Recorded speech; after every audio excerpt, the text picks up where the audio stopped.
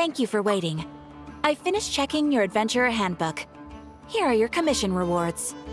We have no other urgent commissions on the books at present. Thank you for all your hard work lately. Perhaps you two could consider taking a vacation. Amazing! Paimon never thought we'd end up having downtime and not cry. Things were pretty hectic when we first got here. Everywhere you looked, it was either the wild hunt causing chaos or the Fatui stirring up trouble. It felt like this whole region was one giant slime in a barrel, ready to go boom at any moment. That's right! Another win for Tibet's top duo! Ah, yes. Are you two aware that the Moon Prayer Night is soon to take place? Oh, yeah! Lava told us that was coming up soon. Wait, why do you mention it, though? Do people in Nasha Town celebrate it, too? Paimon thought it was just for moon goddess worshippers. You're partially right. Most people in Nasha Town just see the festival as an opportunity to do business. They do not concern themselves with the religious element. The festival was first celebrated by the Frost Moon Scions. On this day, they would wear moon prayer blossoms and celebrate the birth of the moon goddess through song and dance. They would also prepare food and handicrafts and give them as gifts to others. Over time, it became Nodcry's most lively festival. Oh, sounds like fun! Great! Well, in the meantime, since Catherine doesn't have any commissions for us, let's focus on some personal business instead. When we first got here, you mentioned that this was where your spaceship landed? We didn't get to follow up on it at the time, because we got wrapped up in that whole rare air situation, but now we can finally start investigating it properly. Well, there's a saying Paimon's heard around these parts, which goes, if you lift up a rock, you'll find something you weren't looking for. By that logic, you'll never find what you're looking for while you're searching, but the moment you stop looking, it'll jump right out at you. Could be worth a try though, right? Anyway, Paimon suggests we focus on other stuff we want to do for now, and just keep an ear out for spaceship-related intel as we go.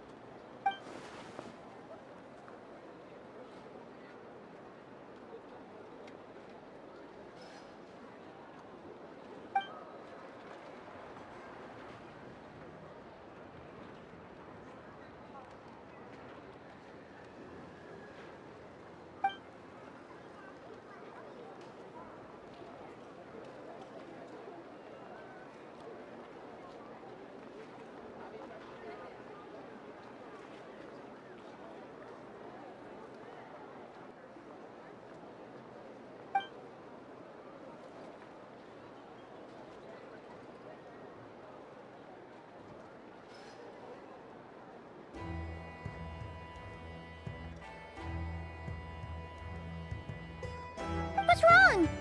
You look super serious all of a sudden.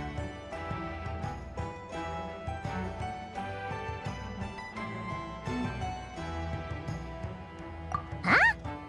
Paimon gets why you'd be concerned about Columbina, but what does the doctor have to do with anything? Oh, that's true. And now that you mention it, we're definitely overdue for a showdown with the Fatui. It is weird that he hasn't shown himself this whole time. What could he be up to? True. Paimon would much rather deal with Marionette anyway. She says the meanest things, but when it comes down to it, she doesn't seem like a bad person. Maybe it's the pressure of being a Fatuse? Especially as a Harbinger. Does she feel like she's gotta act tough to keep up appearances or something? But then, every time we headed out with Rarier, she always wound up having to repair Polonia and her other robots. That's gotta sting. Losing face always hurts more for people who care a lot about their image. She's probably still furious about it. What? Relax! She's not even here! Huh? What's the matter? Oh, nothing. Sorry, we'll be on our way now. Where are we again? Oh yeah, Columbina? Right, yeah, let's go see Columbina.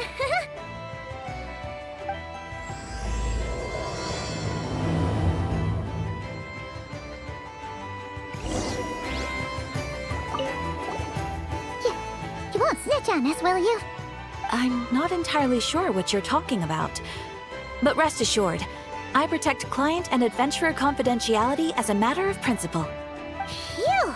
That's a relief. Paimon does not want to get an earful from her.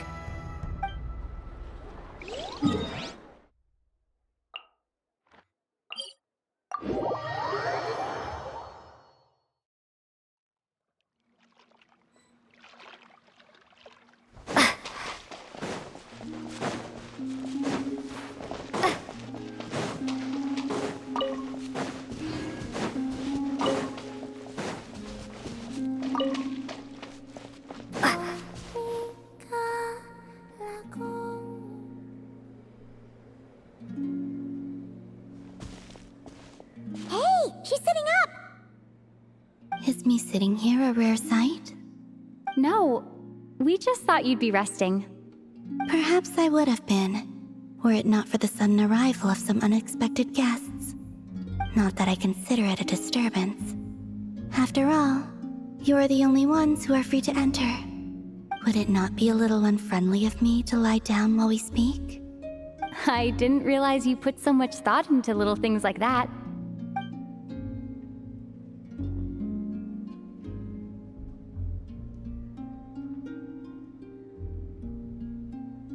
Only sometimes. There have been moments lately where I think about you and your companions. They are warm, mysterious, and cozy memories. Very few of my past memories are anything like that. They say that travelers return home bearing bags full of souvenirs. But my luggage was empty, and I believed it would stay that way. Return home? So, you're still planning on returning to the moon? Yes. This planet continues to reject me, reminding me that I do not belong here. If I remain into that, there will come a day that I disintegrate. And I don't mean reduced to dust, or turned into food for the flowers. I mean, I will cease to exist entirely. Alright then. Well, we're sure gonna miss you. But it sounds like we'll have to say goodbye. How do you intend to return? The moon prayer night is soon to arrive. On that day, the moon will be closest to Devat. The Kuvaki in this land will reach its peak at that time. I merely need to grasp the tide, and with relatively little effort. Oh, Paimon gets it! It'll work like a slingshot! You make it sound like she's gonna get blasted up to the moon. If I did that, I suspect I would crash into the false sky. I will be using a much gentler approach. But I do like the analogy. It's fun. You see? She gets Paimon's sense of humor. In the blink of an eye, the time has come to part ways. It does feel that way, doesn't it? Time seems to fly fastest when you are enjoying it. I have always thought of myself as a wanderer on this earth, and it has never expressed any desire to keep me here. Yet, just as I plan to depart, it tugs at my arm. Is this a gesture of affection? Or is the world mocking me? Oh. Were you hoping I can answer that? Yes. You are a traveler, so you must have a lot of experience in this area. Then, what I would say is, enjoy the moment. That's right! Don't overthink it! Happiness is happiness and joy is joy! The point is to enjoy it, not analyze it! I see. Then what I would say is, even though I am very tired right now, I am still happy. I can't tell from the tone of your voice. Oh, really? You don't think I sound happy? I'm just kidding. I could tell you were in a good mood today from the moment we saw you. Ah, a joke. Albeit not a funny one. Anyway, I assume you're here about you-know-what. Give me your hand. Actually, it's not that. there's something else we wanted to discuss with you. Oh. Then, do you still want to give me your hand? Or not? Sure.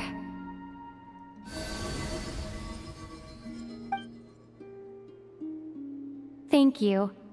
So, I've heard that in the Moon Prayer Nights of the past, people here would hold celebrations in the Moon Goddess's honor.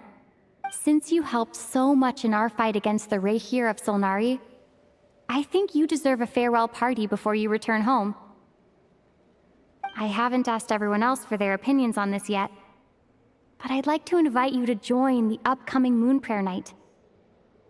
I've never joined a Moon Prayer Night before. I'm not sure what I would even do. Oh, don't worry about that. We take care of everything. All you need to do is show up.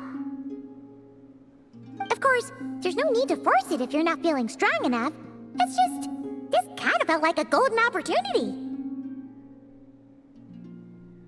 But they call me Kutar, and the Fatui have an arrest warrant out for me. I shouldn't appear in public right now.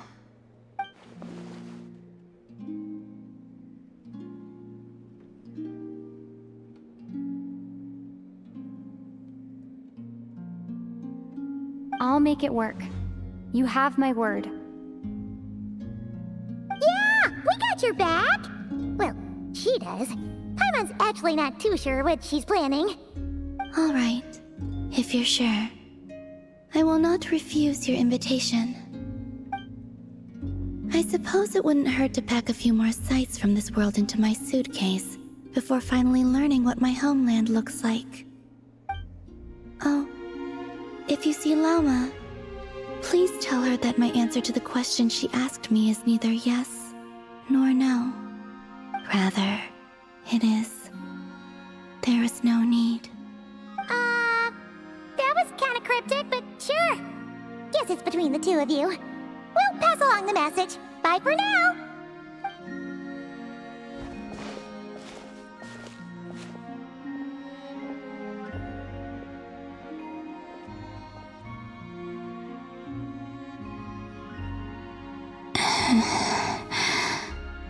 And also, I do not know.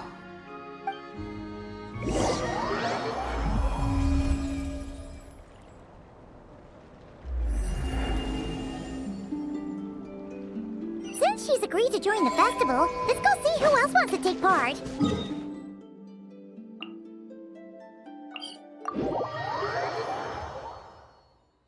Lauma's gotta be the person most familiar with the Moon Prayer Night. We should start with her. Also, what exactly is your plan to keep her safe? I'm not sure yet. I'll figure something out. Hey, Lauma! It's us! Huh? Varka? What are you doing here? Beats me. I had a bit too much to drink last night, and when I woke up, I was on Hisi Island. Mr. Varka is helping to oversee Nasha Town's preparations for Moon Prayer Night. He is here to go over some details regarding the decorations and custom cloth designs. Right, yeah, that too. What do you mean, that too?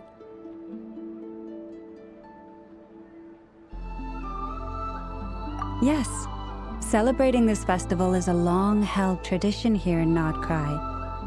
On this day, the crescent moon at the top branches of the verdant crest turns into a full moon, and the moon prayer blossoms bloom with a special radiance. Our people take these to be blessed omens. It's an especially welcome event coming off the back of all that nasty business with Rayhir. Everyone got put through the ringer recently, and now they're looking to turn their fortunes around. The big shots in town all agree that a big, lively celebration is just what we need to rebuild people's faith in this place. No wonder Catherine said that people weren't so bothered about the religious element. That's right. It's become more of a local custom by this point. The celebrations have little to do with whether the religious stories behind this event are true or not. Even the Frost Moon Scions are eagerly awaiting the coming of Moon Prayer Night. despite now knowing that their past beliefs were founded on a falsehood. That's fair. It's a bit like the lantern ride in Liyue. It's a chance for people to enjoy themselves, not debate the existence of the Adepti. Oh, one other thing. We just went to see Columbina.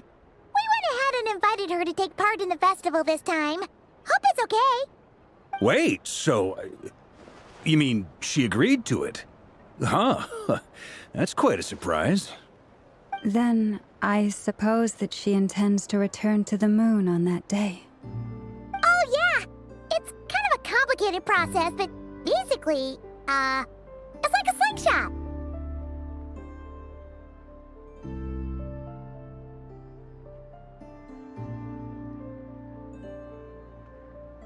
I understand.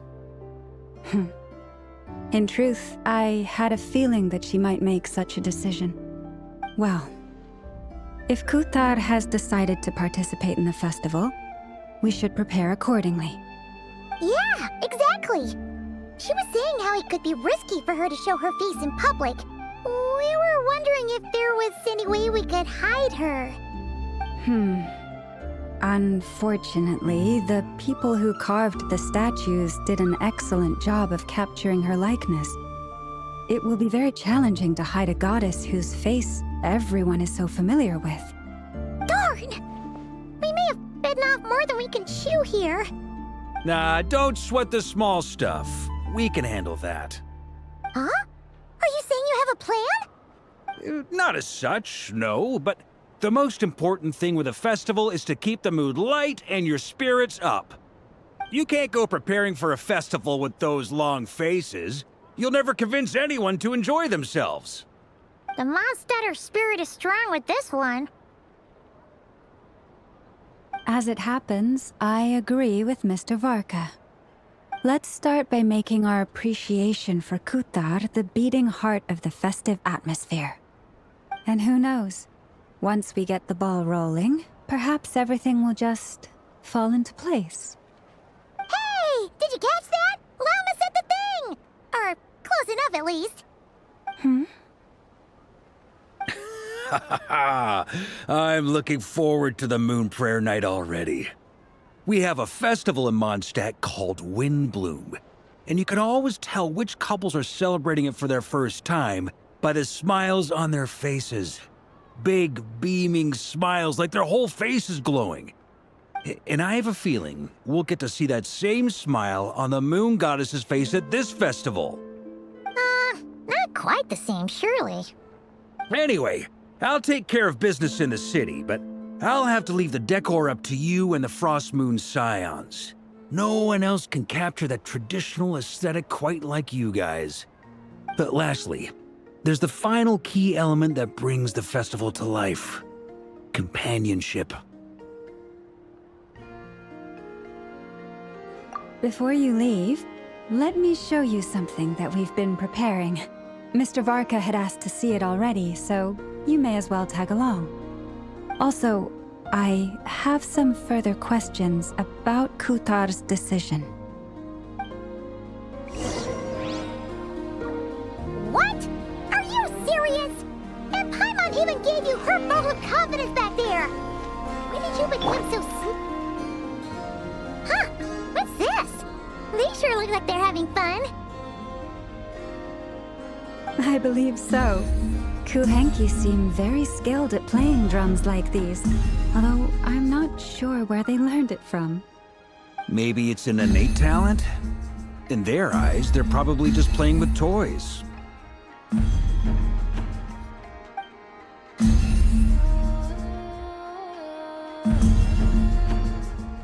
Wanatar! You wanna play too?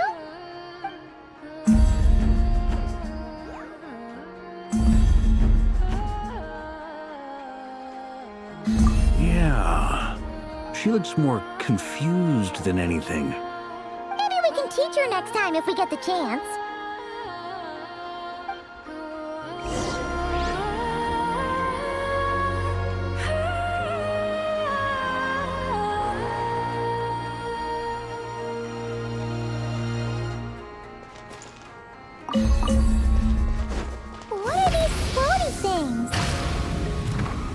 fairies. Everyone seems hard at work. They are preparing items for Moon Prayer Night. For instance, the sculpture being made over here, Mr. Varka and I were just finalizing the details of where it will be placed. Ah, there she is. I didn't know the finished article would be so large. Not to worry, though. All the necessary arrangements have been made. Just let me know once it's ready, and I'll get some people to ship it over. You have my thanks. And over here, we are preparing a very traditional confection. Oh, look at all these colors! It looks great! Can Paimon try one? Of course. I have a feeling you'll like it a lot. You bet! Sweets and treats are Paimon's favorite! If you included those in the Feast of the Moon, I bet Paimon would have joined the Frost Moon Scions by now. There will also be verdant crests like this present in Nasha Town during the festival. The timing of Moon Prayer Night is not completely set in advance. We make a rough estimate, then observe the changes in the verdant crests and moon prayer blossoms to guide us. As such, the wait itself is a fun feature of this particular festival.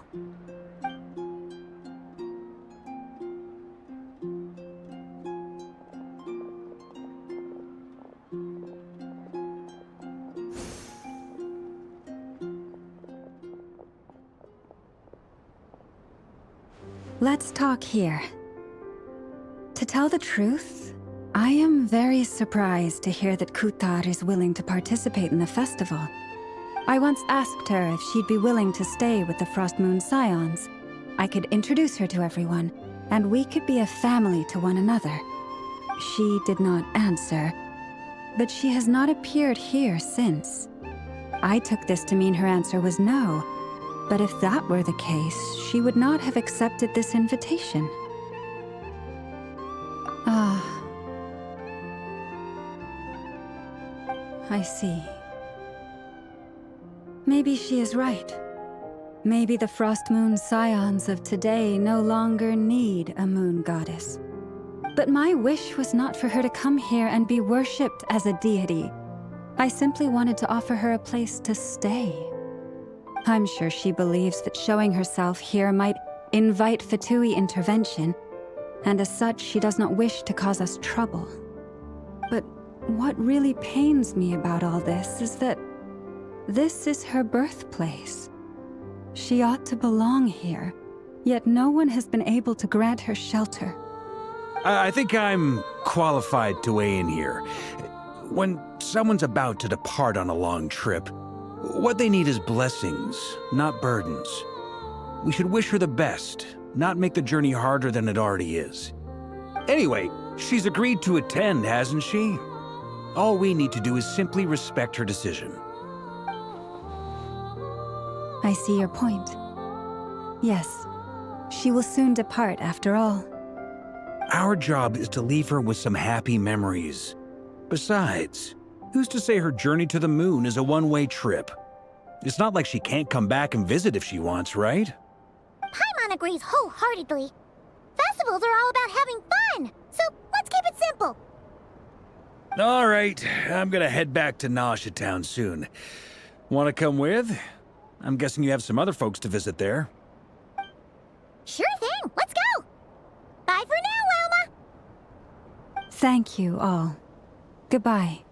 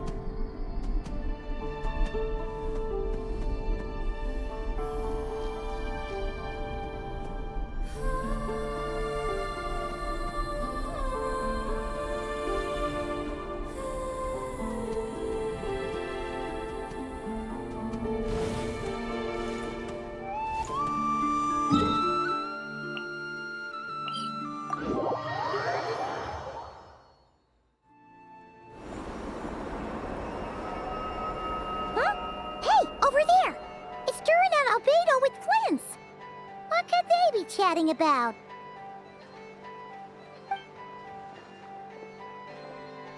Your guess is as good as mine. Ah, Grand Master, and the Traveler in Paimon. Hello there. It's been a while. Perfect. We have some new volunteers for our investigation.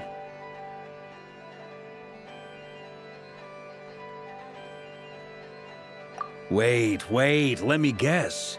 The righteous Lightkeepers are finally ready to hunt down the Abyssal Dragon? Haha. Yes, that too. Yeah, right. Oh, wait. Why does everyone keep saying that too? Well, to be precise, the facts match, but not the causality. Wait, so I guessed right? Half right. Don't act so impressed with yourself. Maybe I can explain. We ran into Mr. Flint's north of Nosha Town. At that time, we just noticed a few abyssal creatures out in the wild, but the strange thing was, I didn't detect any traces of abyssal energy on them at all.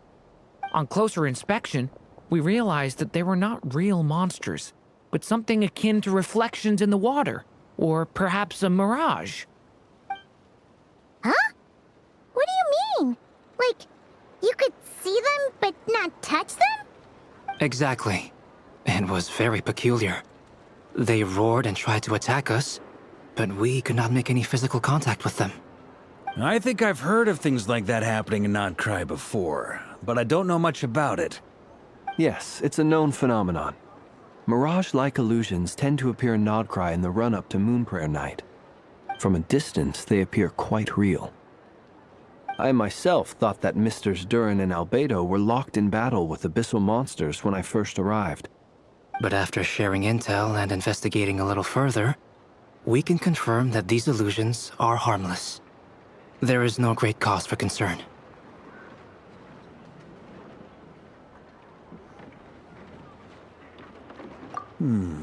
All the Mirage stories I've heard are either animals, rocks, or small houses. Abyssal monsters, though? That's a first. It's a first for me, too. So I'm planning to look into it further just to be on the safe side. I intend to inspect a few more locations. What about you two? Any plans? Alice contacted me a few days ago. She'd like me and Durin to assist her with an experiment.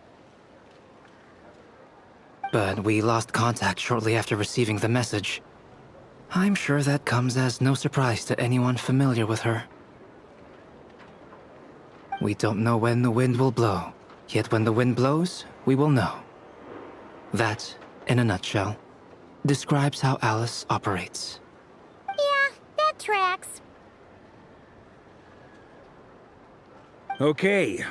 Well, I suggest we investigate this Mirage business in the meantime. It's piqued my curiosity, and I'm pretty sure I know someone who will already be 10 steps ahead of us. Well said. Right? Whatever's happening in Nocturne, she always seems to be the first one to know. Let's go see what she knows. We can invite her and her staff to the festival while we're at it.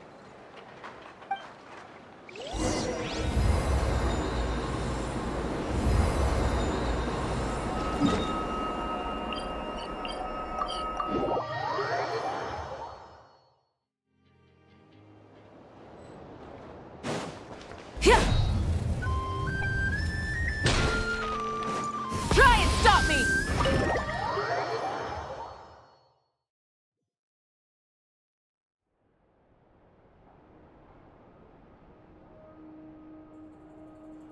You're right, I have noticed.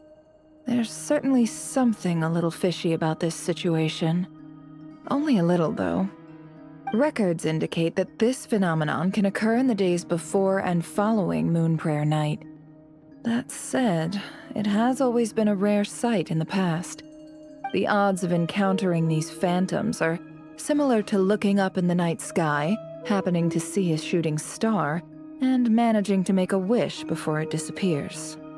But this time, either everyone's getting lucky, or they're appearing far more frequently than usual. Yehoda's out gathering intel as we speak. In the meantime, let me check off some points of interest. First, the Abyss. The ones we saw seem to be abyssal monsters. Indeed. But we have identified one location where many more of them have made an appearance. And not just monsters, but human phantoms, too. Given the scale and nature of the phantoms, it's almost as if someone's last memories are coming to life. Or perhaps the memories of multiple people. Oh. So you mean the phantom monsters are hunting down the phantom humans? Exactly. The phantoms can interact with each other, but we have no means of intervening. In addition, some of the human phantoms would seem to be from the very distant past. This is clear both from the clothing they wear and the stories they tell. They claim to be from Hyperborea, a name which I've heard from Lauma before. If this is true, it means they must be from 6,000 years ago. Did Paimon hear that right? 6,000 years? It sounds like this merits further exploration. That'd be a big help. I'll leave it with you, Albedo. My knowledge of ancient history is non-existent. I used to doze off every time the pre-Knights of Favonius era came up in class. It's quite a miracle that you were able to understand these phantoms' speech, given how long ago they lived. I suppose you're right. But I'll leave the archaeologists to ruminate over that conundrum. As an intelligence broker, my sole interest is in the value of the information I gather. Which, in this case, hopefully means earning myself some good favor with our dear Lady Moonchanter. So calculating. Whew, this intel broker logic always catches Paimon by surprise. Sounds to me like we could split the work up. I think the abyssal phenomenon is best left to Albedo, Flint's, and me. Agreed. It coincides with my duty as a lightkeeper. For my part, I'd like to understand the abyss better. Even a little knowledge would go a long way. This is certainly a rare opportunity to study the Abyss. But even rarer, perhaps, is the chance to make contact with the Ancients. The Curatorium will take the lead on investigating the Hyperboreans. We put in the work to learn what we know so far. It seems only fair that we get some quantity of exclusive intel. That just leaves our trusty team of 2 unassigned. Since you became an honorary knight, of course. This was part of my grand plan all along. Ha ha ha! Oh yeah, by the way, we managed to convince Columbina to come to the Moonprayer Night celebrations. Would you and Yehoda like to join too? She agreed to that? Huh. Quite an achievement. Never underestimate the traveler, I guess. I'd be happy to join. No point shutting myself inside when the streets are all decked out. I doubt any clients will be visiting during the festival in any case. And Yehoda loves a party, so I'm sure she'll jump at the opportunity. No. No, no, no, no, no, no, no, no, no! Way to contradict me in front of... Wait, no, that's not what I have bad news, boss. So many people. All right, everyone inside, quick!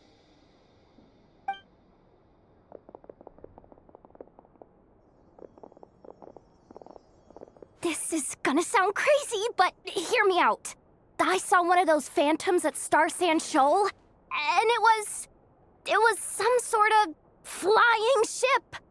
Like a spaceship?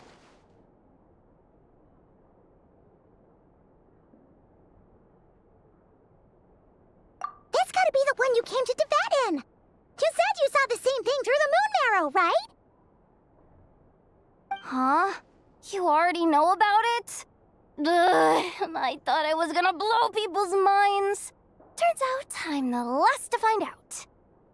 Wait, back up. You came here in a spaceship? Now my mind is blown! What's it like on the inside? Was it like flying through space? I want to know everything! Yep, exactly. Huge discovery. You're the best. Second best intel broker in the world. After your boss, of course. Wow. Really? Well, I don't know if I'm all that, but... I guess that decides where we're heading next. Come on, don't look at me like that. I know the spaceship doesn't have anything to do with me, but you don't want to leave me as the only one twiddling my thumbs, do you? Please? Fair enough. You can tag along. In that case, let's meet back here to discuss our findings once we're done. I wish everyone a productive investigation. You too.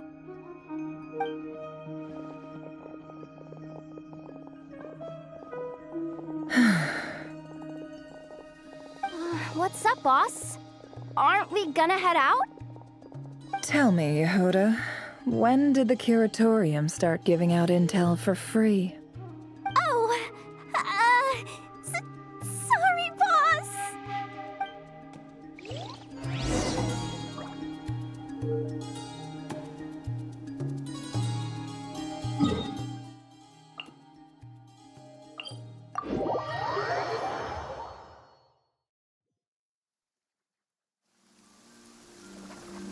Full throttle!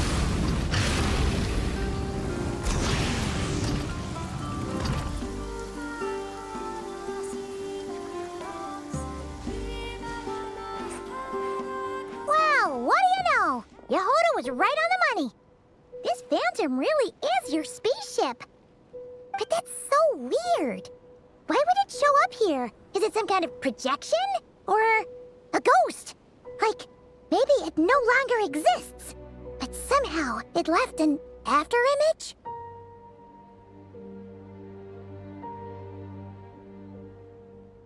Ah, you're already here. Miss Lauma, what a surprise. I thought you were busy with festival preparations.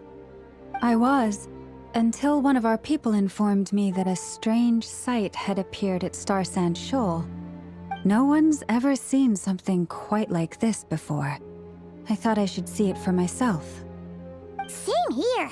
Oh, so we heard that these things appear around the festival period. Any idea why that is? Unfortunately not. We have very limited information about them, since they can't be interacted with. And no human phantoms have ever made an appearance before now. The most we've been able to deduce is that these sightings appear to be connected to the increase in Kuvaki energy around this time.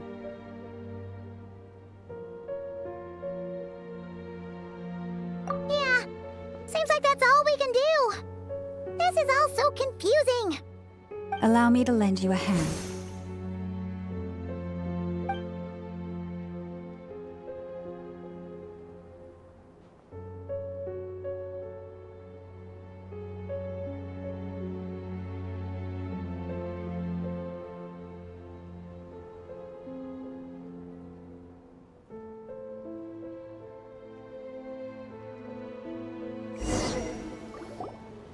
Everyone, our friend here should be able to provide us with some information. Is that a phantom rhymehorn deer? I've heard about how the Frost Moon Scions live in harmony with the animals and can even communicate with them. That's coming in handy now, for sure. Okay. Yes, I understand. Then how about this?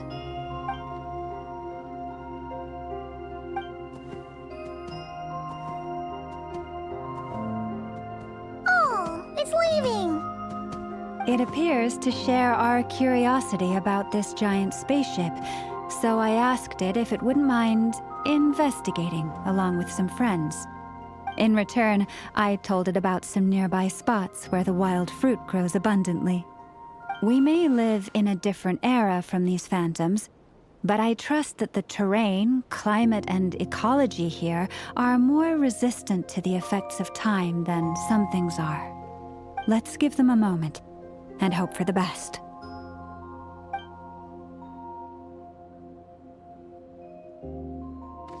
All back together? Must have been a lot of fruit. Indeed. Now let me ask them some questions.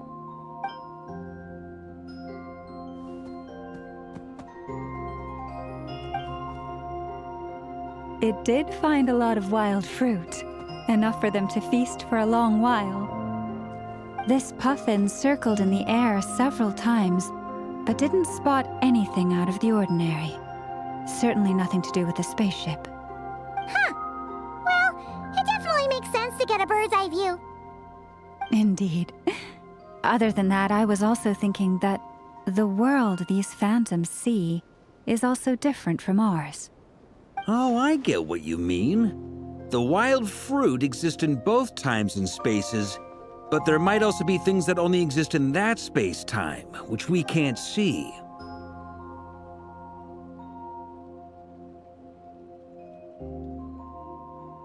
Good point. Great thinking, Llama. Blunthorn rhinos can use kuvaki to shift great rocks, but this one says it couldn't get that ship to budge by even an inch.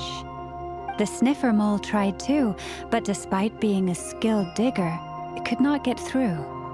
They say that the spaceship looks robust and undamaged. It seems completely impervious to any and all attacks. Whatever lies within is well defended from harm. So, just like us humans, there was nothing they could do about this spaceship either. Yes. Still, they deserve our thanks. We are grateful for all your efforts, dear friends. Now go, and enjoy your feast. I've noticed some other human phantoms gathered nearby. Come on, let's go talk to them.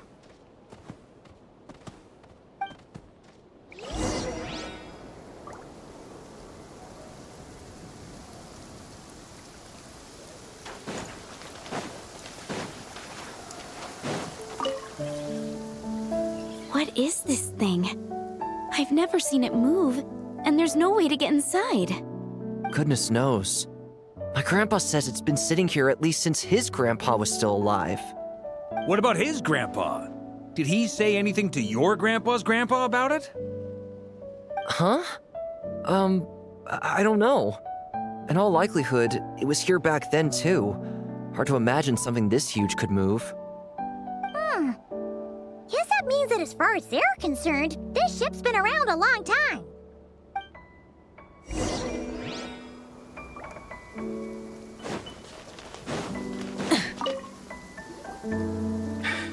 Come on, brothers. If we can get even a small chunk off of this thing, it's gotta be worth a fortune. Today is the day we strike it rich. Huh? You mean Paimon? Yes, brother, I shall join you. Let's make our fortune. We should go with them. What the? This thing is crazy tough. I can't even scratch it. What's it made of? Sorry, brother. Looks like we'll have to seek our fortunes elsewhere. Enjoying yourself?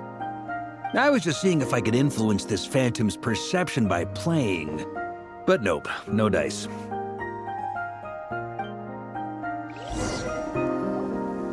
I'm sure we're all starting to build up an idea of what's going on here now that we've spoken to some of the people. These phantoms are reenacting real historical events in Nodcry. It's almost like we're in some kind of interactive stage play. We can talk to the actors, but the plot is fixed and we can't influence it. It makes sense. History is set in stone. The objective facts of the past cannot be changed. Paimon totally thought you were just goofing around earlier. But actually, you were doing some serious investigating. Of course I was. Anyway, at this point, I think we're forced to conclude that although the Phantom spaceship is right there in front of us, we aren't going to learn much about it from these people.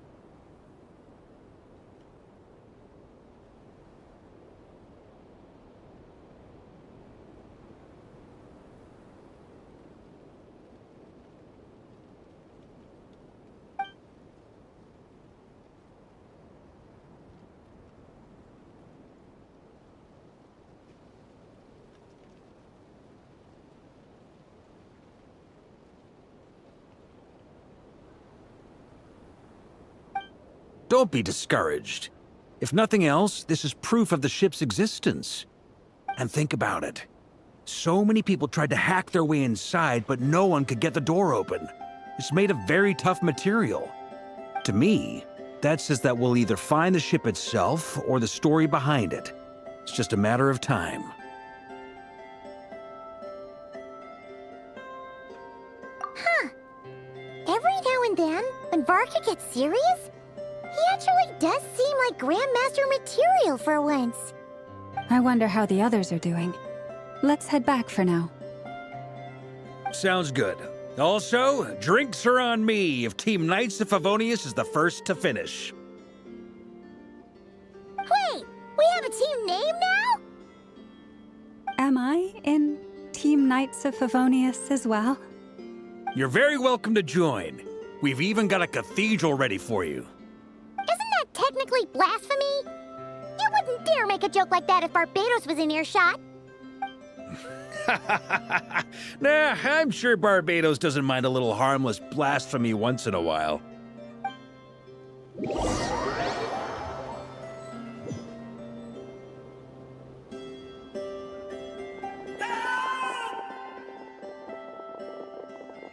Oh, no! Get away! Oh.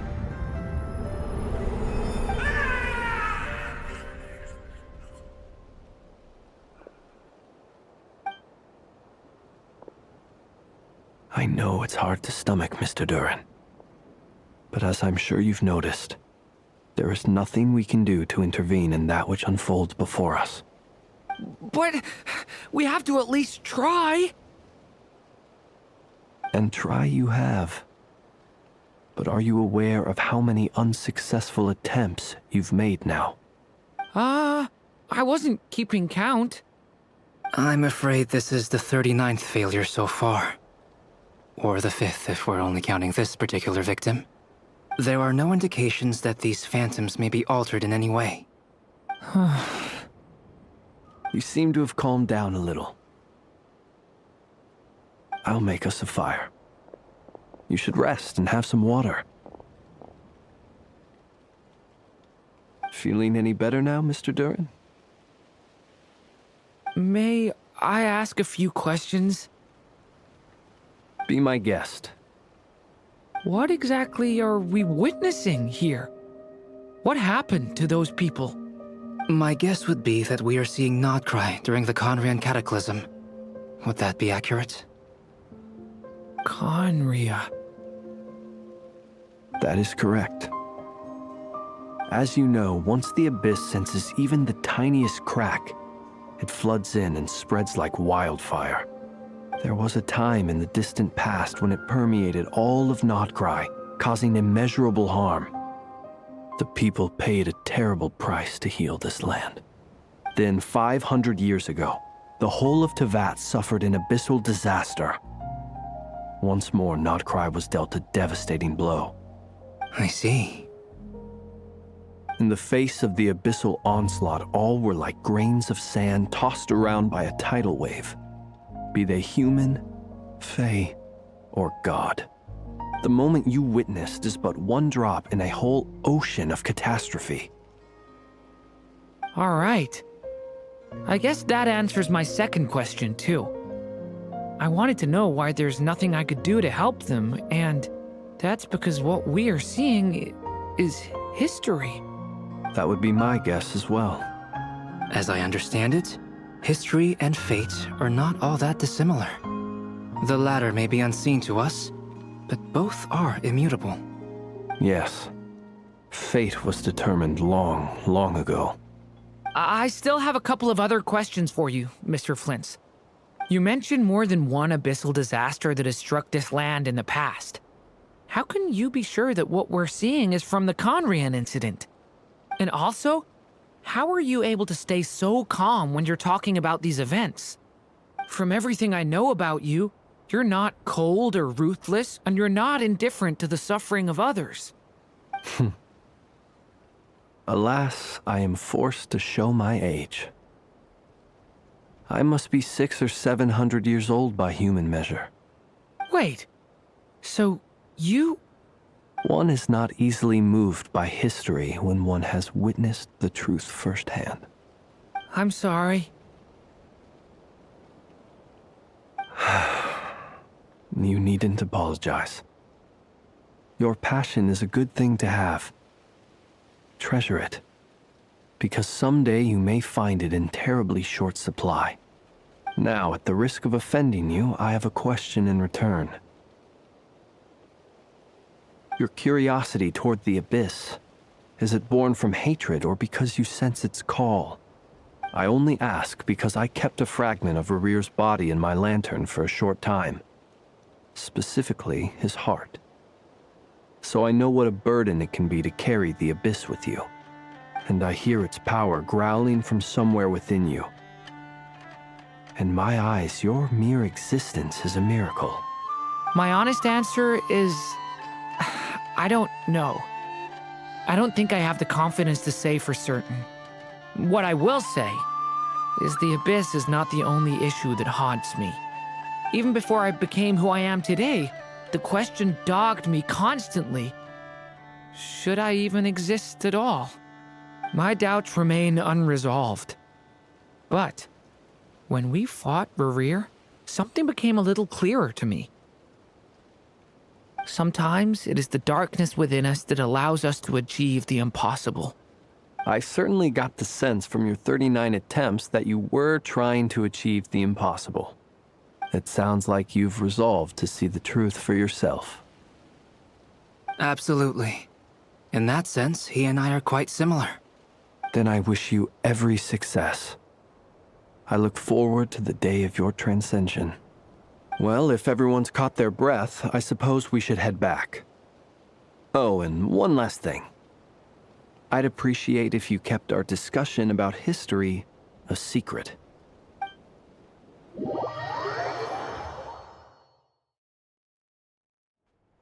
Incredibly, our separate investigations led us all to the same conclusion. Hooray for consensus! Yeah, but we barely learned anything, though. I totally thought this would be the mother lode. Talking with the ancients? I mean, come on! But nope. All we got was useless snippets of conversation. And all this stuff about moons and hyperopia. What a load of baloney. Seems like people back then had a few screws loose. I understand your frustration. We found the same issue. Each phantom only showed a very brief moment in time. There isn't much value to be found in these miscellaneous fragments of a civilization's history, no matter how glorious it may have been. If there's a silver lining, it's that these phantoms are harmless to the present reality. They shouldn't get in the way of the festivities. Paimon agrees. And not just because it's the first thing she understood in this whole conversation. You look disappointed, Nefer. Is something the matter? What do you think? We all worked our tails off, but the only one to gain anything from it was you, Lady Moonjanter. Well, please do share the Hyperborean records with me. I will gladly inscribe them in our people's documents. Oh, duh! Yeah! That was it! Hyperborea! Hyperborea. I'm serious. Only an expert in the Frostmoon Scions and their history can turn these records into valuable research material. The alternative is to let them gather dust on the Curatorium's storage shelves until the pages turn yellow. Nefer, you're wise enough to know that cooperating and sharing the profits is the best course of action here. Well, that goes without saying. Sure, let's do that. Huh? But didn't you say we aren't supposed to give out intel for free? Sorry. Shutting up. Shutting up. Now is not a good time to push Nefer's buttons. Anyway, back to Moon Prayer Night. I'm thinking that we should prepare something a little special, aside from the usual decorations and so on. You mean a parting gift? Can't go wrong with food. Although, Does food go bad on the moon? Perhaps a lantern would be a better choice. It might be dark up there. It could prove difficult to light a lantern on the moon. Magical stones might serve that purpose better. What about a clockwork mecha model from Fontaine? I've got a whole bunch at home. I use them for fighting practice in my free time. None of these sound like things she would be even remotely interested in. But we don't interact with her enough to know what she likes. Yeah. It would really save us the guesswork if someone could find out what she's into. Wait, what the? Traveler? They're all looking at you. Great! Haha, problem solved. Now, I need to stop by Dory's. Gonna need her help sourcing a bunch of stuff for the festival. Then let's leave it there for now. We all have our own business to attend to. Traveler, if you find out what Kutar likes, let us know right away.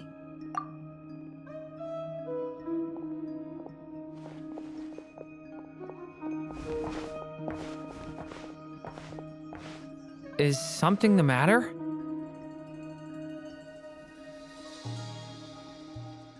I'm fine. It's just... I'm still feeling a little rattled after witnessing the horrors of the Abyss. But it's okay. This is something I have to work through. I'll be all right.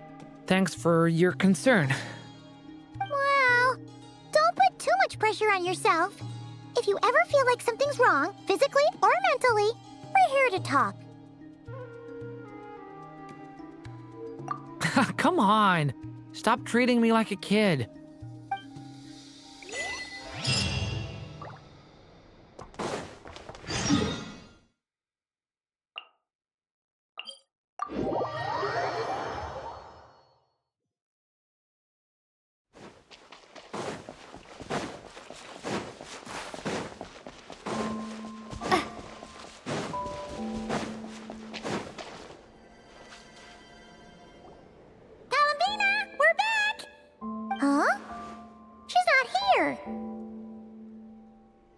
Weren't there a few Kuhenki here last time, too?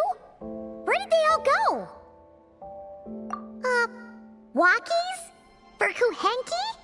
You're not pets, you know. Oh, well. Looks like we just came at a bad time.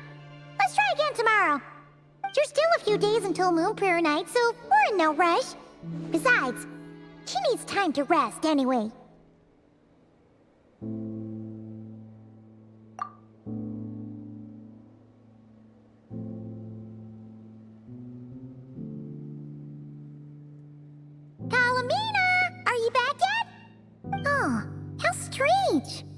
Looks like she still isn't here. Right? It's not like her to spend so much time outside. Especially since she's worried about attracting unwanted attention. What about Luonatar? Luonatar, you there? Hey! Do you know where Kalambina went? Sorry. Didn't understand. But if you know where she is, could you take us to her? Yeah, that's even stranger.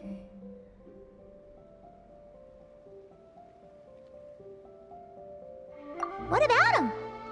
Oh, that's not good news. They change color when Kalambina gets weaker, right? And they look super pale right now. Good idea. She might know what's happening.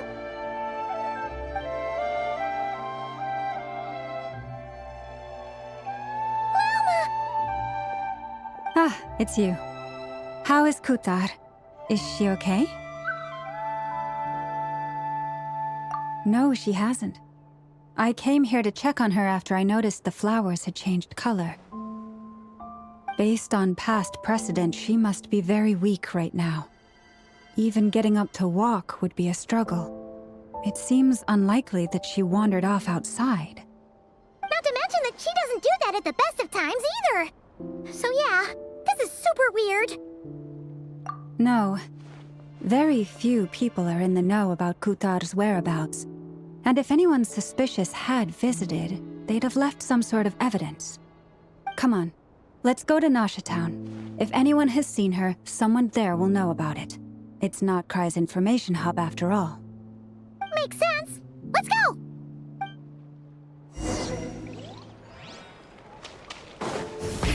Rev the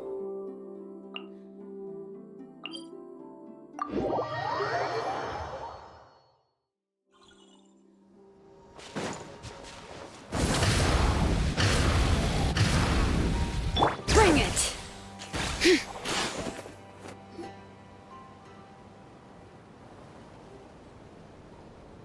a moment. Is it just Paimon, or is this stall kind of suspicious? It's never been here before, right? No, I don't recognize it. Alas, your free and easy adventure time is over. Now, prepare to face the final boss of Nod Cry. Whoa! Where'd that voice come from? Not sure, but it's definitely hostile. No, no, no, not that way. The final boss is right here. The sniffer mole? That's the final boss? Surely not. Also...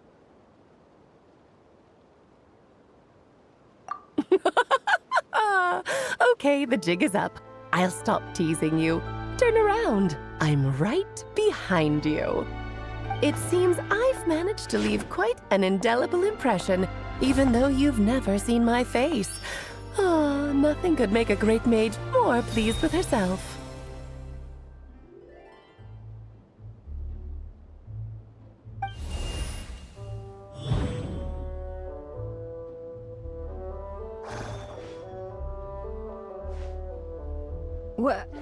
What is going on? I've heard that all the big shots in Teyvat have long, wordy titles that stun people speechless when they make their entrance. Unfortunately, none of them are affiliated with the Hexenzirkel, and we ourselves keep a very low profile. The notorious name-dropping doesn't quite work for us. Still, I, for one, think I'm really quite amazing. So that didn't stop me from coming up with a title anyway. Alice! It's really you this time? Not a lantern or a Dodoko, but Alice in the flesh? Oh, that's right. So, what do you think? How does it feel to finally meet me? You look like... Oh, that's the first thing you thought. A little surprising, but that actually makes me very happy. Because that means that when Klee grows up, she'll be just as stunningly beautiful as her mother. So she's a friend of yours? Kind of. This is actually the first time we've seen her in person. I see. Madam Mage, that was, quite a powerful entrance. I certainly won't be forgetting it anytime soon. It's okay, Lauma, don't force it. Paimon will do the honors. This is Alice from the Hexenzirkel. She's a friend of ours. And of Arcus, too. That's right. She's a good person, just kinda... unpredictable. Well, what is the human heart if not unpredictable? Hmm? If we could not do as we please, how would we differ from machines? I am Lauma, Moon Chanter of the Frost Moon Scions. It is a pleasure to meet you. Oh, I know. Before you got here, I spent a good, 15 minutes getting up to speed on Nodcry's present situation. In other words, I've read the whole in the last episode part, so we can skip the pleasantries. Fair enough. Well, Miss Alice, I can already tell that you have quite a unique personality. You'll get used to it. Paimon sure is. So anyway, what are you doing in Nodcry, Alice? Oh, I thought I told you already. This time, I'm the final boss. And what a formidable foe I shall be. Powerful, confident, decisive, and good luck finding my weak spot. You will never succeed. Oh, drat! My one weakness, and you found it in an instant. Fate has been dealt a devastating blow. Thus falls the great Dodo King. Why are you playing along with this nonsense? For funsies, of course. What's wrong, Paimon? Are you disappointed in me? Am I a gigantic letdown? No, it's just... you seem like a busy lady. And this is the one time you've shown up in person. Paimon figured it would be for something more high stakes than just goofing around. You're quite right. I'm here in Not Cry because something big happened. Something big enough it caught the attention of the Hexen Circle. It concerns the 3 moons, Tevat's borders, and of course, the moon goddess you are currently searching for. Kind of. Why don't we discuss this over a pot of tea? My main reason for coming on this trip to Tevat was, of course, to have some fun. But I do technically have a job to do as well, namely, maintaining the stability of Tevat's borders. I'll skip over the complicated parts, but to sum it up, abyssal energies are all that lie beyond Tevat's border. We'd find ourselves in a real pickle if they ever made it through. And the phantoms you've been seeing are a sign that the border has been disturbed. No wonder they tend to show up around Moon Prayer Night. Is it because the real moon is now so close to us that its power can cross the border? In part, but only a negligible amount passes through. Just enough to influence the verdant crests and so on. And as you've noticed, there has been an unprecedented number of phantoms appearing this year. The influence of the moon beyond the border cannot explain this. No, there is another far greater factor at play. The trilunar syzygy. A trilunar syzygy? Eons ago, before the heavenly principles came to Tevat, it was the then 3 moon goddesses who controlled the laws of this world.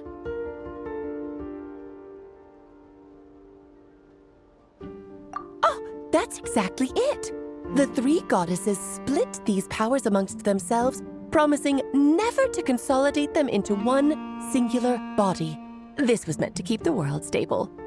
But, fast-forwarding to the present, the eternal moon's marrow is with you, while the iridescent moon's marrow, which should never have appeared in this world, has been retrieved. Add that to the presence of a moon goddess in the flesh and...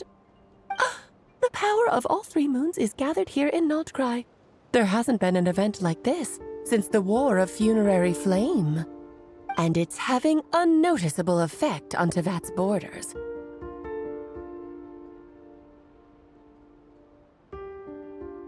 Because I wish to give my darling daughter a peaceful, sunny environment to grow up in. Is that a good enough reason? Kinda sounds like you're dodging the question, but it does make sense. Well, that's one reason anyway, and the most important one. The others are a little complicated to explain. For instance, cleaning up after dearest Miss R. Albedo could tell you more about that if you're curious, but right now, I have a more important question to ask you. Why are you collecting the moon marrows? I see. Nicole told me about that legend once. Nicole? You mean Mage Anne? Oh, so you remember.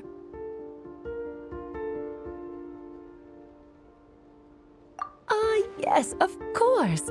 That was a story about fate, her area of expertise. But back to the story of our dear moon goddess. I'm afraid her intended method of returning to the moon is unlikely to work anymore. What does that mean? She may be missing, but she hasn't gone anywhere. She has disappeared.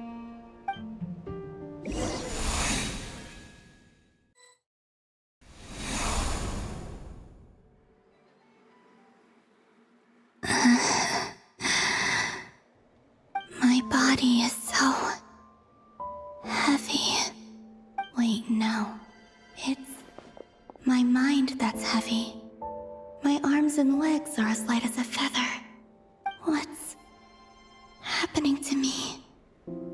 I feel drowsy, like I've been asleep for too long. Is it daytime or nighttime? Is the moon out? I think I'll go for a walk.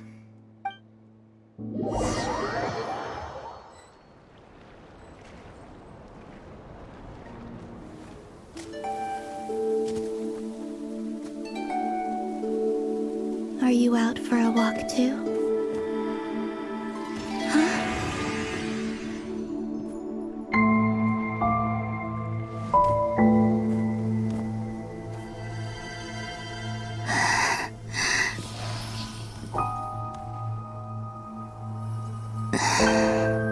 The day has come at last.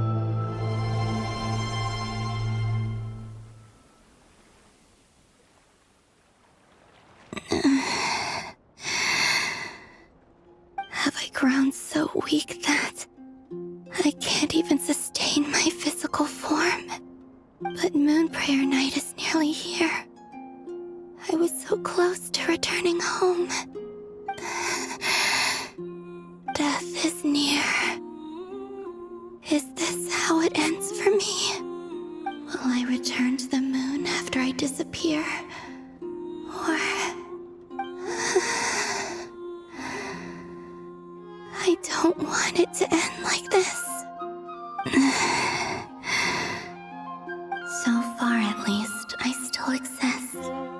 Even if not physically, I can still feel.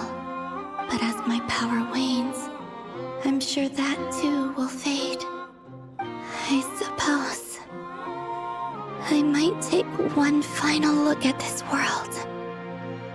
The world where I was born.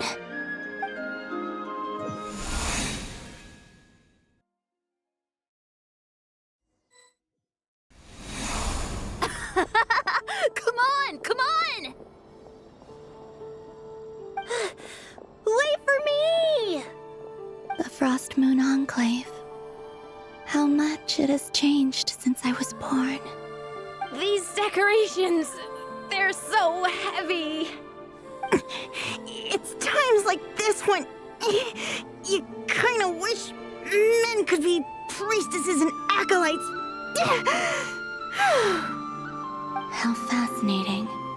I've never had the chance to be privy to people's private lives in this way.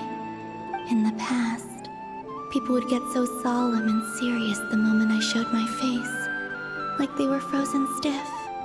Karina, Lametti, it's time to eat. Coming! I want to watch them a little longer.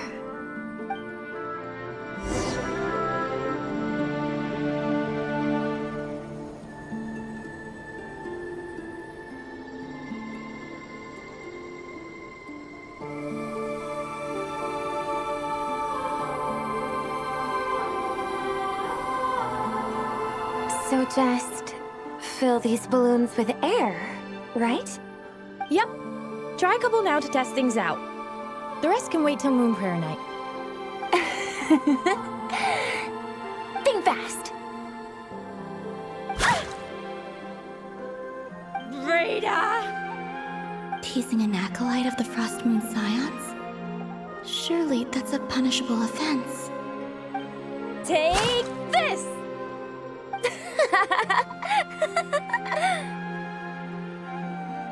Huh? All right, enough horsing around. Lady Lauma gave us a task. We should get back to it. The task is just to check that the balloons don't leak, right? Doesn't matter if we fill them with air or water. Yeah.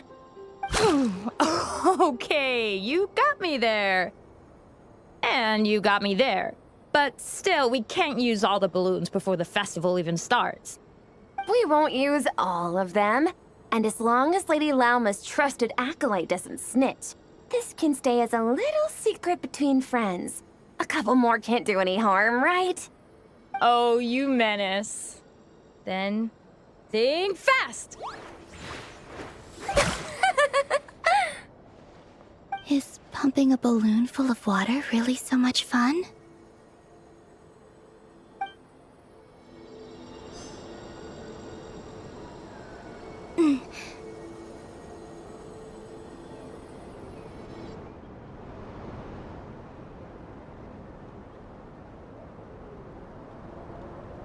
I'm sure you're both tired from playing all day. Come on, eat up. A plain, humble meal. That has always been the way of the Frost Moon Scions. Huh? How come Lamatti got a midsummer berry dessert? Oh, I always get Lockaberry. I don't mind sharing. You can have a bite of mine if I get to have a bite of yours. They're sharing food? I've never shared food with anyone before. Even at the Harbinger tea parties, everyone just ate off their own plate. And when I couldn't finish my food offerings from the Frost Moon Scions, they'd leave the leftovers out under the moonlight for the animals to claim. Hey! That was 2 bites! Oh, then you can have another bite of mine. Oh, you too. Oh, don't fret now. Here, have some of Granny's too. So this is what it means to be family.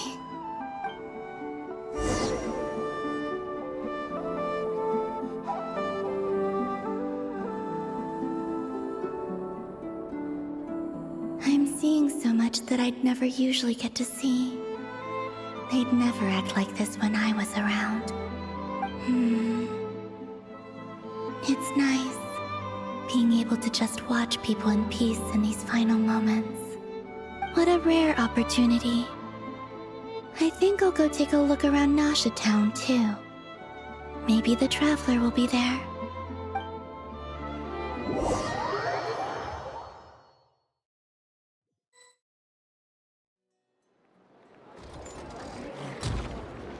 After the War of Funerary Flame, the Moon Goddesses were no longer recognized by Tevat. They lost the whole foundation for their existence. That's why the Moon Goddess's strength is fading. She cannot withstand the world's rejection of her.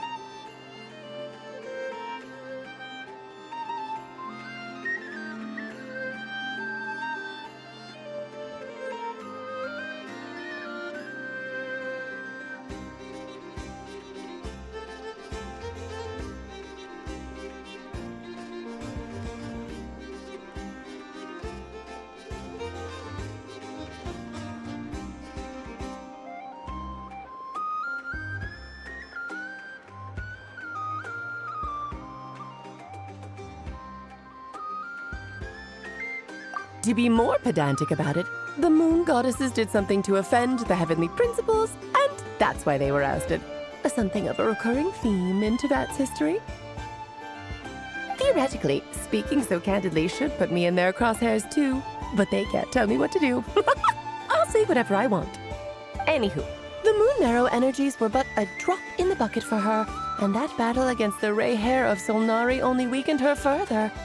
Fortunately, it happened close enough to Moon Prayer Night when the Kuvaki concentration here is high. That's the only reason she managed to survive this long. What do you mean, fortunately? You said she disappeared. We're too late. Oh, what a headache. I thought this was all common knowledge. I guess I have some more explaining to do. Okay, buckle up. It's time for another lecture.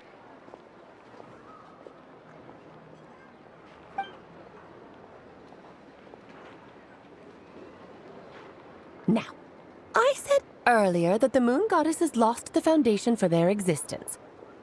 The reason for that has to do with the natural order. Basically, the rationale for their existence in Tevat was lost. The same logic applies to the present Moon Goddess, too. Consider her existence so far. Her comrades in the Fatui called her Damselette. And she was worshipped as Kutar by the Frost Moon Scions. But these connections have now been severed, whether by her hand or yours. So, the rationale that once sustained her existence is now gone. Wait, We did that to her? Oh, well, strictly speaking, yes. But let's not start pointing fingers, shall we? I'll only end up as the big bad villain, and that's not the kind of final boss I want to be.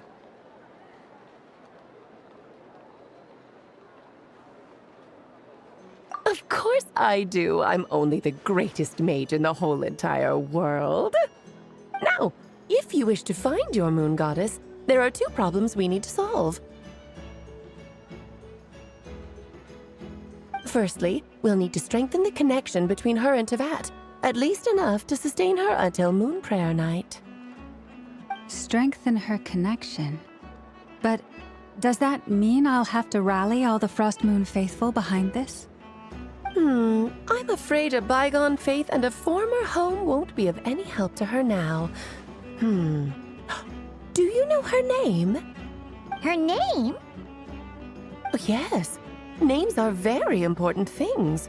A name is a fundamental concept that anchors one's entire existence. Then your first job is to find it. As a moon goddess, I'm sure she must have a name she identifies with. Neither Columbina nor Kutar is her true name, and she's never really accepted either of them. So, finding out her real name is enough to sustain her existence? Yes, I know it sounds like a small step, but every journey begins that way. So for now, that's all we need to focus on. The second problem is with her plan to use the moon marrows to return to the moon. Unfortunately, piercing through the false sky will take an enormous amount of power.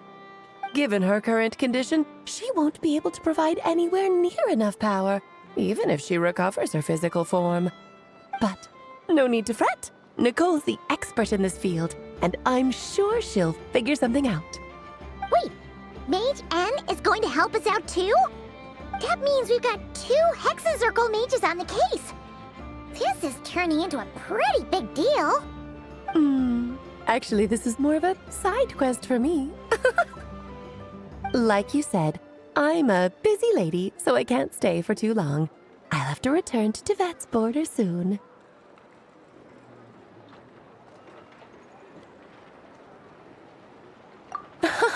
That's the upside you get for looking out for my little Klee.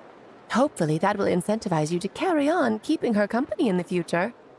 Anyway, jokes aside, you'd better get moving. It will take quite a miracle for the moon goddess's consciousness to hold out till Moon Prayer Night. Oh, I suppose I might as well tell you where Nicole is before I leave. Off you go now. Time to meet your new friend. Oh, yes, and a little suggestion.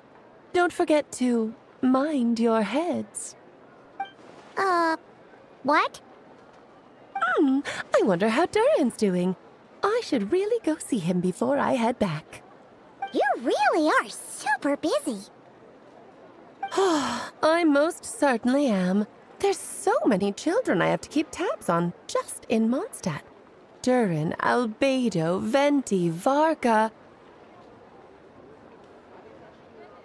Klee didn't make the list, huh? Of course not. Klee is my pride and joy. I have no qualms about her, because she's the best child in the whole wide world. Yep. Klee's a little angel. I'm glad you agree. Well, all the best. See you when I see you.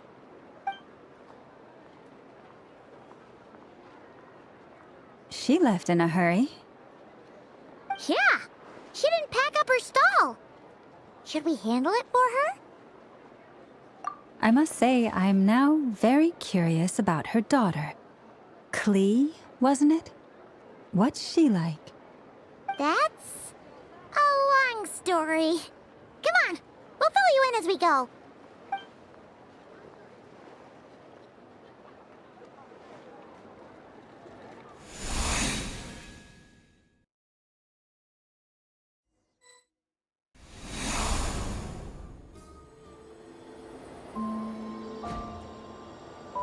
What a lively place. I've never experienced Nasha Town like this before. Hey, you old geezer! Your hammer's rusted through! Who are you calling old geezer?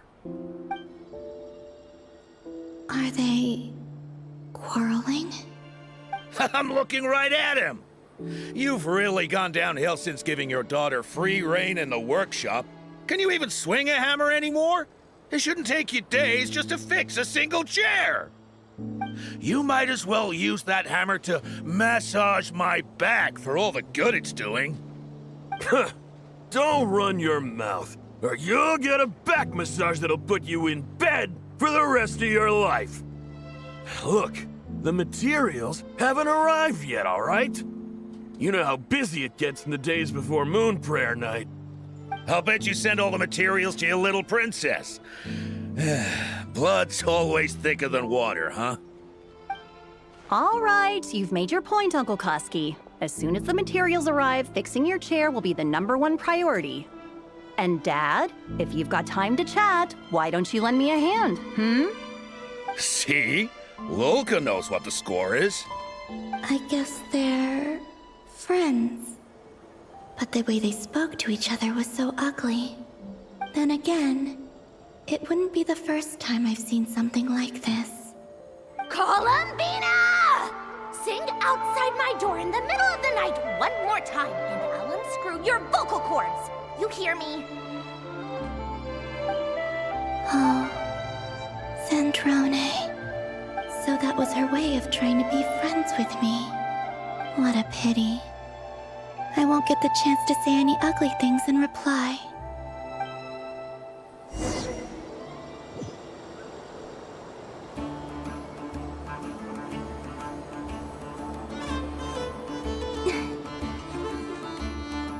Hey, have you decided what to give her for Moon Prayer Night?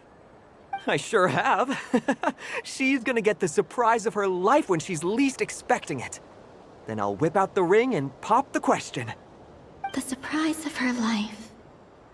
What a fun turn of phrase. Cool, I get the picture. You can spare me the gushy details. Ooh, looks like we have a customer.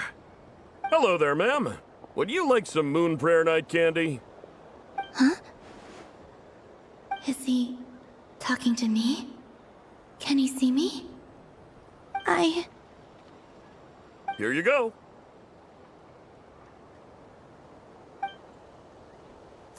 Oh.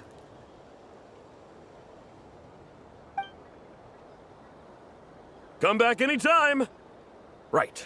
Now, where were we? I don't know why, but I still held out hope.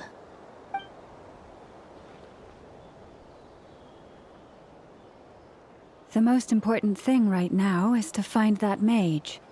This name thing seems super important too, but where do we even start looking? I'd better go pay the Fatui a visit.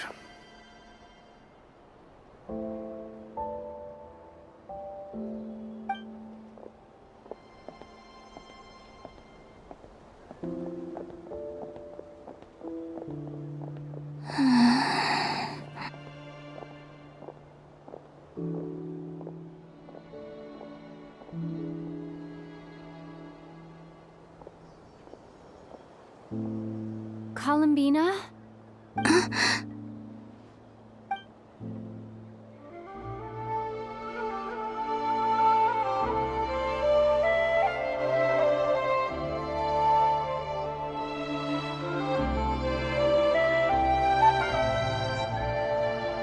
Traveler? Let's go! This is no time to be spacing out!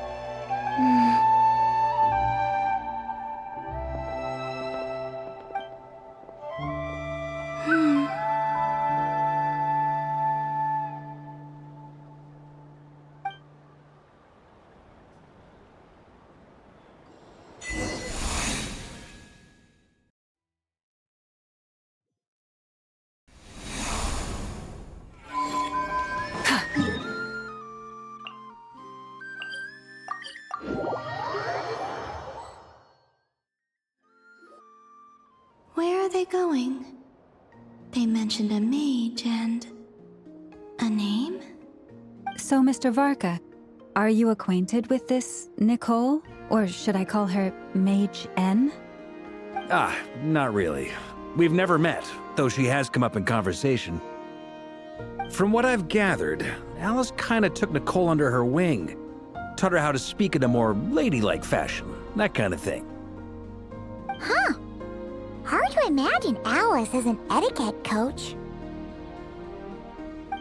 Yeah, Alice is a larger-than-life personality, I'll give you that. But then again, that's why she's able to draw such an eclectic mix of people into her inner circle. If I remember correctly, being an interesting person is actually one of her main entry requirements. So, if you ever wanted to join the Hexenzirkel, I'm sure you'd both be eligible to apply. Hey! Don't go around making promises on Alice's behalf. I wouldn't dare. I'm just trying to paint a picture of the Hexenzirkel for you. Okay, sure. Anyway, since none of us have ever met Nicole, how are we supposed to find her?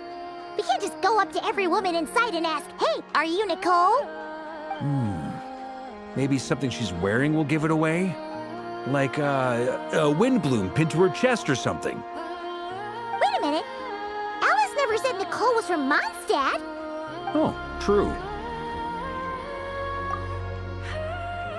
That would be this young lady, then?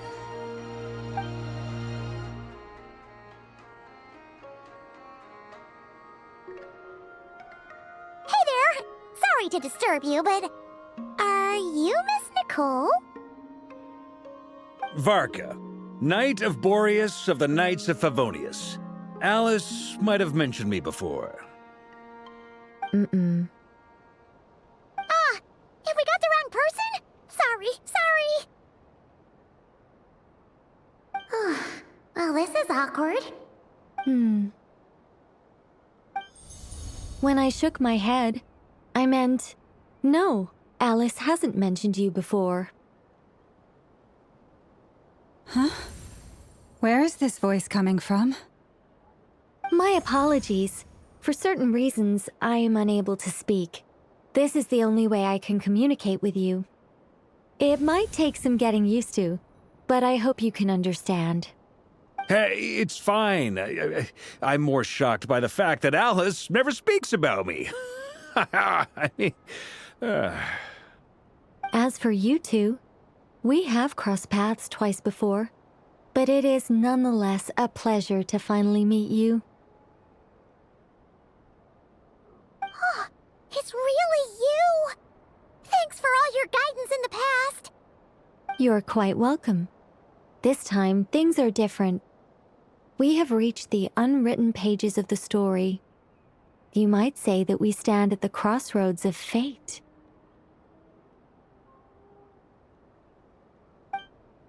Now then, allow me to formally introduce myself. My name is... No, stop! Alice! I can't believe it! I had a whole speech prepared. I'd agonized over every single word. She always picks the worst moments to ruin other people's plans. I'm so sorry about that. Alice took the liberty of devising some bespoke self-introduction magic for each member of the Hexenzirkel. But I could have sworn I deleted all of the triggering conditions for it. How did it bypass everything? Oh gosh, this is so embarrassing. This is a very different side of Nicole than what we're used to. Is she not used to face-to-face interactions? Don't worry about it. We've seen that introduction magic once already, so it wasn't too much of a shock. Please go on, Miss Nicole. We'd love to hear what you have to say, or, well, communicate. Huh? Are they talking to this lady? But... Will you all promise to forget that horrendously embarrassing introduction?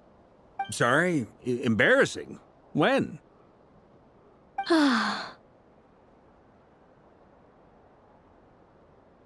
Yes, my name is Nicole, and I am one of a very few angels who have retained both their preferred form and their power.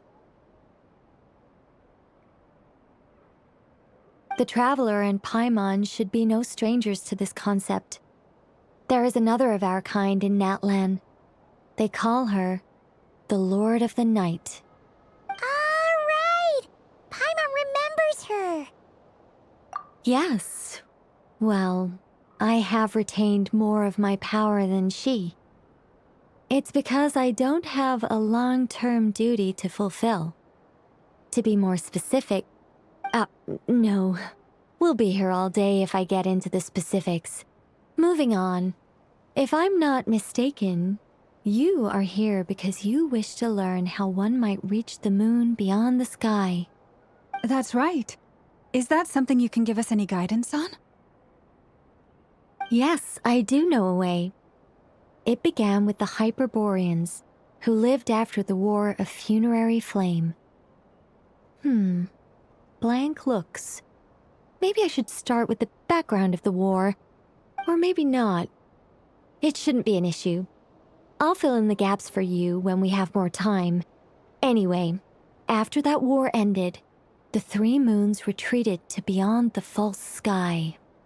The Hyperboreans were humans I once aided.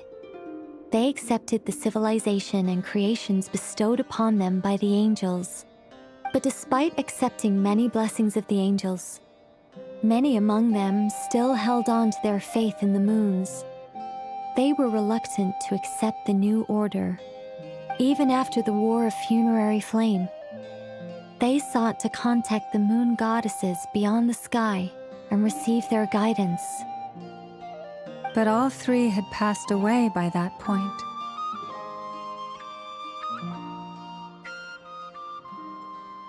This mage has a unique method of communicating. Is she talking about the moons? Yes, but they did not know. And so, still they prayed for the moon goddess's mercy. After building titanic structures that consumed vast amounts of Kuvaki, at last they glimpsed the moons and heard their voices. But of course, they were gravely disappointed. For it was then that they realized the three moon goddesses were dead. Oh, that's such a sad story. It is. Humanity was in a very sorry state at that time. The angels who had once aided them were gone, and the War of Funerary Flames had left them homeless and destitute. Just a second, I gotta ask. How relevant is all this history to the task at hand? Well, I mean, it's... Okay, it seems we've drifted into irrelevant narrative waters. It's been a while since I've had the chance to speak inside someone's head. As soon as I got started, I lost control and the words just flowed out like a waterfall. What I'm trying to say is... Right, yes, that's it. The relevant part is the ritual created by the Hyperboreans. The fact that they bypassed the false sky and saw the true moons implies that they successfully built a connection between Tevat and the outside world. Which means, with enough Kuvaki and a sufficiently stable connection, it should be feasible to send one person over the border. Okay, so they built some kind of portal? Oh, yes. A portal. Yes. Is something wrong? You sound disappointed. I just didn't expect you to summarize it so well. It turns out I could have said all that in one word, if only I'd managed to think of it. No, please, it's fine. This is invaluable knowledge. I'll be sure to record and preserve everything in writing. Oh, really? Well, in that case, I suppose I could backtrack and add some more detail. I did gloss over a few things so far. Whoa, time out. Let's summarize what we've got first. The Hyperboreans were the last ones to use this method, right? So we somehow need to find whatever structure they built and make sure there's enough Kuvaki to power it up. Luckily, we have the moon marrow of both the eternal and iridescent moons, so we're all good for Kuvaki. Which means the key issue we need to focus on is finding the place. Am I right so far? Yes. Although I expect the structure is long gone by now. That said, what if we could take advantage of the phantoms to travel back to a time when it still existed? Well, travel back isn't quite accurate. It's more like we'd be creating a handshake between 2 points in space-time. We wouldn't even have to pick a time when it still existed.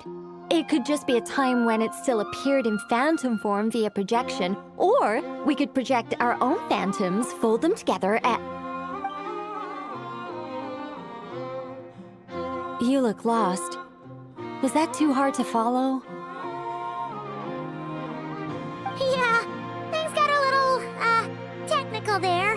Paimon's brain is reaching capacity. All right. Let me think about how to put this more simply. Okay, got it. Over the next few days, I'll search for phantoms that we can use. Once I find one that meets the criteria, I'll let you know and we'll regroup. By completing certain rituals, specific individuals will be able to enter the phantom and make it to the Hyperborean structure. If everything checks out and it looks feasible, we'll just need to wait for Moon Prayer Night, and we can send the Moon Goddess back home. I'm really skimping on the detail here. Is this making any sense at all? I think so. For now, we'll just wait to hear from you. Yes. Basically, yes. Great. Counting on you. In the meantime, we'll focus on finding the Moon Goddess's name. My name? Are they looking for a way to stop me from disappearing? Excuse me, Miss... Go on, Miss Nicole. This conversation was a little all over the place. I didn't catch your name. I am Lauma, of the Frost Moon Scions. Ah, I did wonder. I noticed that you listened very intently when I spoke about Hyperborea and the moon's history. If you'd be interested, I'd love to visit you this evening and go through it again in greater detail. Also, if you were serious about making a record, it would be too risky to simply write down the raw details as is. I would suggest some tweaks. Maybe rewrite the stories as fairy tales or fables, perhaps even prayers. Anyway, we can cross that bridge when we come to it. So, see you later then? Oh, and no need to prepare anything. Just a cup of tea will do. See ya! She seems friendly. It's just... It's so nice to find someone who's actually willing to listen. I've been dying for a chance to finally go through all this systematically from start to finish. Any longer and I'd probably start forgetting it. Now Paimon gets why Alice told us to mind our heads.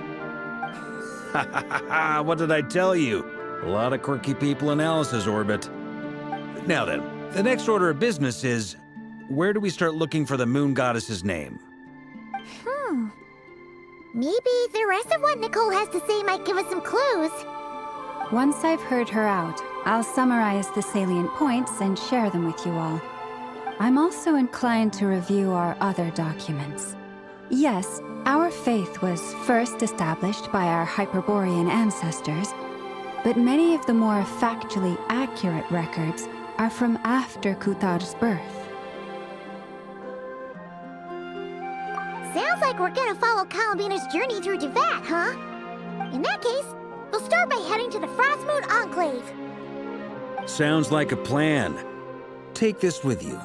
I'll see about getting in touch with the Fatui. It'll probably just be Arlecchino and Sandroni again. They're the only ones who would want to help. Thank you, Mr. Varka. Don't mention it. Honestly, I'm more comfortable dealing with the Fatui than prying into the details of a young lady's childhood. Catch you later. I should follow them, just in case there's some way that I can help.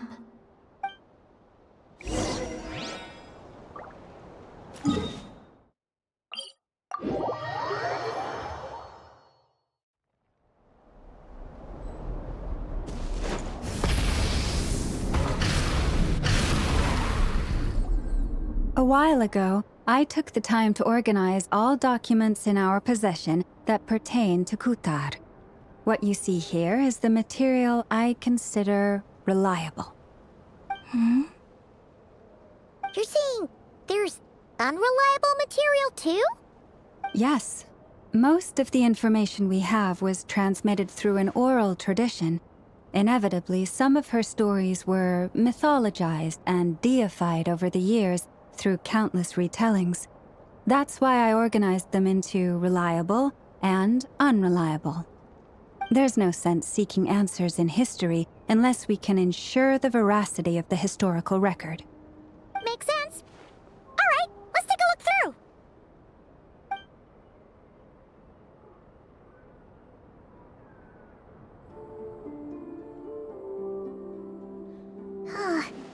Almost all these records refer to Kutar instead of Columbina. Although neither of those is her real name. Paimon's not sure what point she's trying to make. What we can gather from these records is that the Frost Moon Scions worshipped her as a god, placing impossible expectations upon her. I cannot fault them for their earnest faith, but for all their devotion, worshipping her day in, day out changed nothing. I imagine that none of it resonated with Columbina.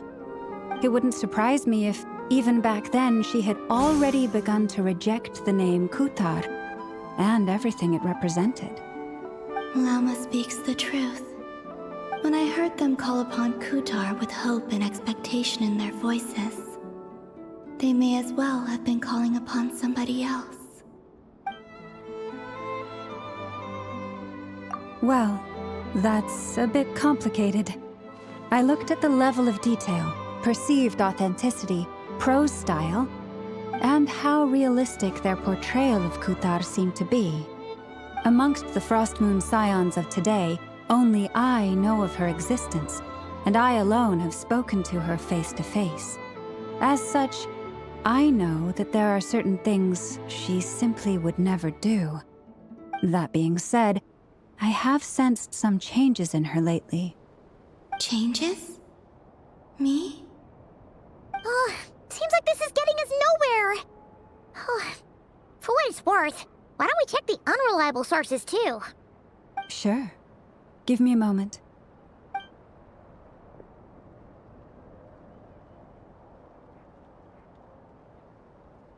Exerting but a fraction of her divine might, Kutar sheared a great mass from the snow-capped mountain and cast it into the sea, upon whose surface shone the mirror image of the moon. Thus was formed the island of Hisi. Yeah, right. That doesn't even begin to pass the sniff test. The 3 moons are naught but lies through and through. Only one moon has ever shone for us, and Kutar is her name. The vast majority of ancient texts are filled with fanciful tales like these. I trust you understand my criteria a little better now. Kutar did not speak, merely gazing into the distance in silence.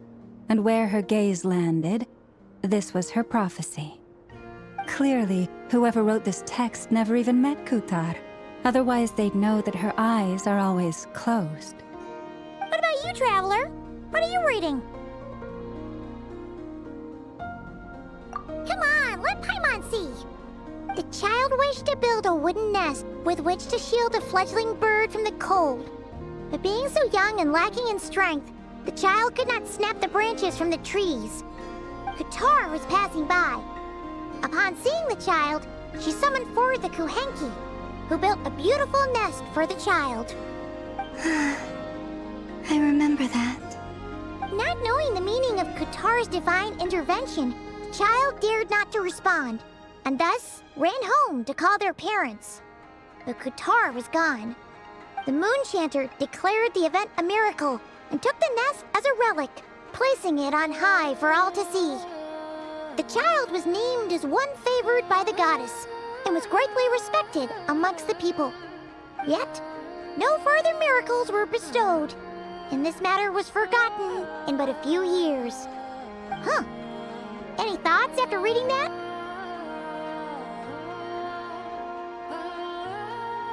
Yeah, Columbina probably just wanted to join the kid in making nests. Ah, I'd originally considered this a fabrication, because Kuthar did not perform any similar actions in subsequent records. But now that I think about it, it does seem like something Columbina would do. It's just that... She didn't know how other people would interpret her actions. She was probably worried about making things difficult for people. So, she gradually stopped joining in. Yes. Oh, that's so sad.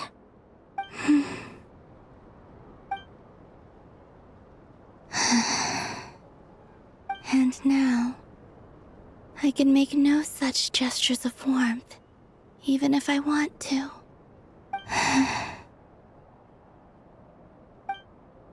Still no name. That's a bit of a shame.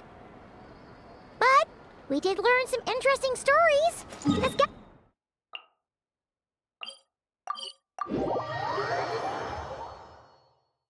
Varka said he was gonna set up a meeting with Arlecchino and Sandrone, right? Let's go back to Nasha Town and see how he's doing. Let's see. There's Varka. Oh, and it's Durin and Albedo, too.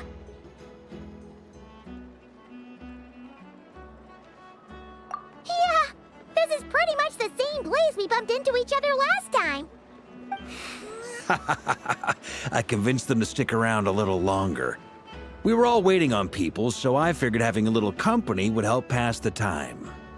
Ah, so you've been waiting for us? Does this mean that you've already arranged things with the Fatui? Sure does. Now you're back, we can go meet up with them together.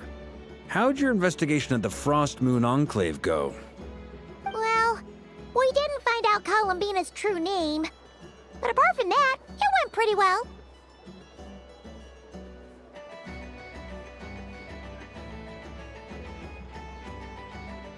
Aha, just as well that I didn't tag along then. I'm sure our moon goddess wouldn't want every man and his dog knowing all about her private life. Still, desperate times, desperate measures, I guess. Someone had to do it. So, Varka was waiting on us, but what about you two? Are you waiting for Alice? Oh, no. We already met with her. We discussed that experiment I mentioned to you last time. Oh, and she also handed me this communication device. That's right. I understand she informed you about the relationship between the phantom phenomena and Tevat's borders, yes? She wants me to help her with some more experiments on that front. She said that she'll contact me through this device with more information. Ah, I see. Following instructions and making observations. Pretty common research method. Takes me right back to Albedo's lab. Wait, then who exactly are you meeting? Someone you know. Albedo's met him too. But I don't think Miss Lauma or the Grand Master have been introduced. Introductions are overrated, especially in cases like this. It's you! So? It's not like the Academia has prohibitions against going abroad. Also, I applied for leave. I've been writing to Hat Guy since obtaining a human form. I've already brought him up to speed on everything that's been going on in Nodcry. Hat Guy? Turns out, I actually have heard that name before. Oh?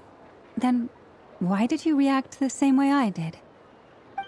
I only knew the name, not the fella. But since we're all here, let's do some introductions for what it's worth.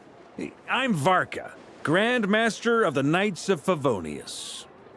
Lauma, Moon Chanter of the Frost Moon Scions. And I'm a Driosh from the Vahumana Darshan of the Sumero Academia. Hat Guy. Good to see you again, Mr. Guy. I believe we last saw each other on the boat ride here.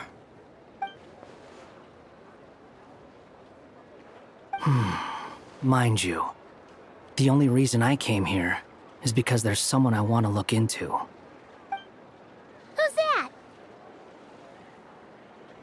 The Doctor, also known as Dottore, second of the Fatui Harbingers.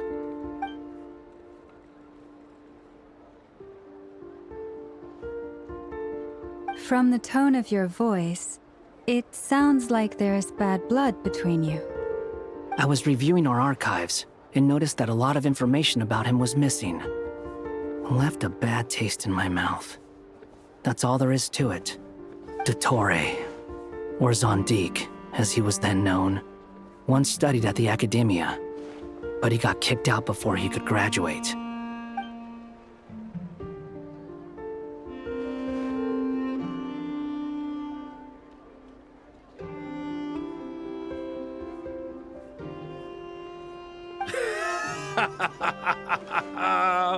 So the Harbinger's #2 man is a college dropout? How embarrassing for them. Last we heard, he was planning something. We actually heard that a few times before, even coming to Nocturne, but we haven't seen a trace of him since we got here. He only appears when something interests him. For all we know, he might have left already. But the fact he did something here at all is worth noting. It'll fill a couple extra lines in his file. Why does it sound less like a file you're writing and more like a criminal record? Anyway, we were just about to meet 2 of the other Harbingers. Want to come along? You might learn a thing or two about him there. Sure. Even though they're Harbingers, well, they're old acquaintances of ours, so, you know, when you talk to them, try to be... I got it. The Frost Moon Scion's relations with the Fatui remain tense. Forgive me if I do not attend. In that case, we'll continue assisting Miss Alice with her experiments. Good stuff. Everyone's having a fruitful time. All right, we better get going. I'll lead the way.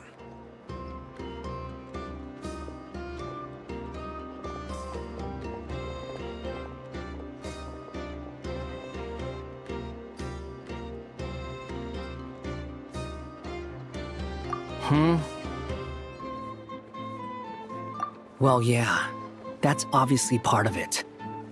But I'm not the only one who has a score to settle with him. Neither you, nor Lesser Lord Kusanali, nor I want to see him meddling with things again. What's the hurry? Don't worry. Pigeons always know which way home is.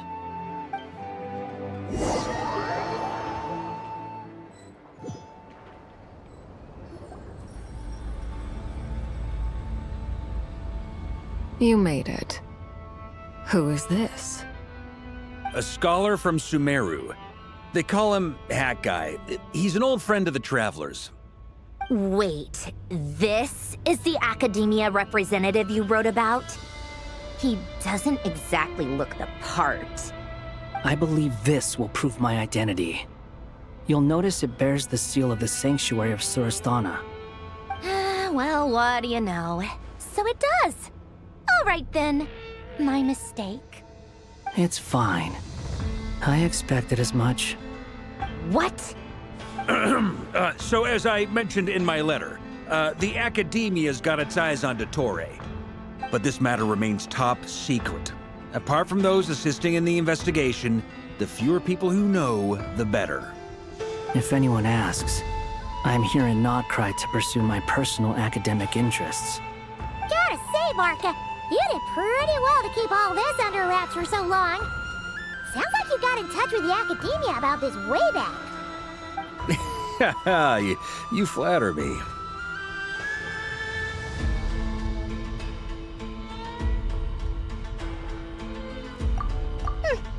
Where do I even start?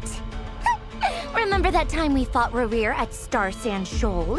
He sure let me have it then, didn't he? I'll bet Dottore had that all sketched out, with me as his convenient little pawn.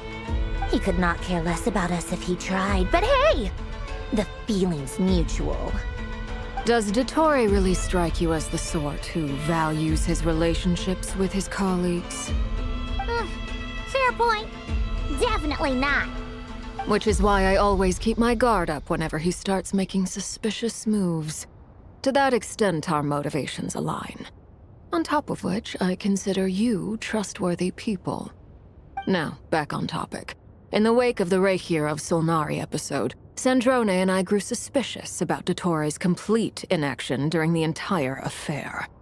So we tried to find out what he'd been up to, but unfortunately to no avail. He never lets anyone in on his plans. The more he cares about something, the more secretive he gets. Indeed.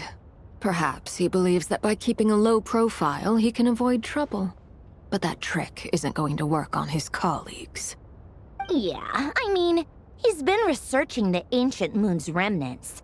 And he's been trying to get his paws on the moon marrows. Only an idiot would believe he doesn't have something more planned. With this in mind, I returned to Snezhnaya and relayed my thoughts to Her Majesty the Tsaritsa, entreating her to have him recalled. That's pretty direct. Did the Tsaritsa agree? Yes. I made it abundantly clear that the Fatui's business in Nodcry is almost concluded, and we do not need 3 harbingers in this territory. Her Majesty concurred. Accordingly, Dottore has returned at her orders. I imagine he is continuing with experiments, which no one besides he would ever have any interest in. Common sense might mean nothing to him, but he's not stupid. He knows that no good can come from opposing the Tsaritsa. Smarts alone won't get him all the way. He needs the Rooster's resources and Regrator's Mora, both of which the Tsaritsa can strip from him by waggling a finger.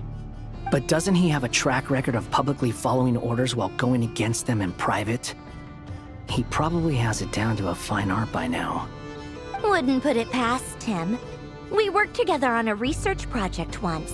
Only briefly, but it was enough to show me that we're fundamentally different people. He has no interest in doing things methodically, stage by stage. His thoughts jump all over the place, and the moment his curiosity is satisfied, or he gets the results he wants, he disappears. The only similarity we share is that, once we set our minds on doing something, we will see it done, whatever it takes. Well, we definitely saw some of that in your battle with Rerir. You got so competitive. Ugh, do not remind me. Then I believe we all concur. Dottore will not simply give up. Fantastic. Now this is turning into a whole day of unpleasant memories. Ugh. Are you talking about the moon marrow stuff? He also strikes me as the kind of person to disregard experimental regulations, ruin all the equipment, and go way over budget. Then leave the first person he can find to deal with the fallout. Exactly. This one time, he was running some high-temperature experiment and the substance exploded. But does he care? No.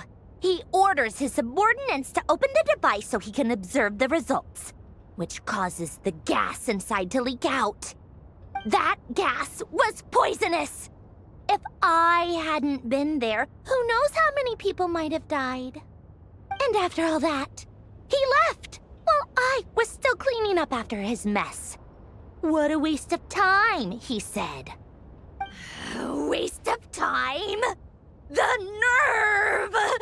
He wasted my time! You've been bottling that up for a while, huh? Hat Guy, I must say, you seem awfully familiar with internal Fatui affairs. Especially when it comes to Dottore. Thank you, Lady Harbingers, for providing such valuable information. I have no other questions for now, so I'll be on my way. Wait, what? You're just gonna leave? You're welcome to join if you want. Ugh. Just when Paimon thought he'd finally mellowed out. He makes quite the impression. I'll say. I've met tons of headstrong people, but not many of them would join me in bad-mouthing Dottore. Anyway, back to the main agenda. Barca, you said that Columbina has gone missing? Or rather, disappeared. Yeah.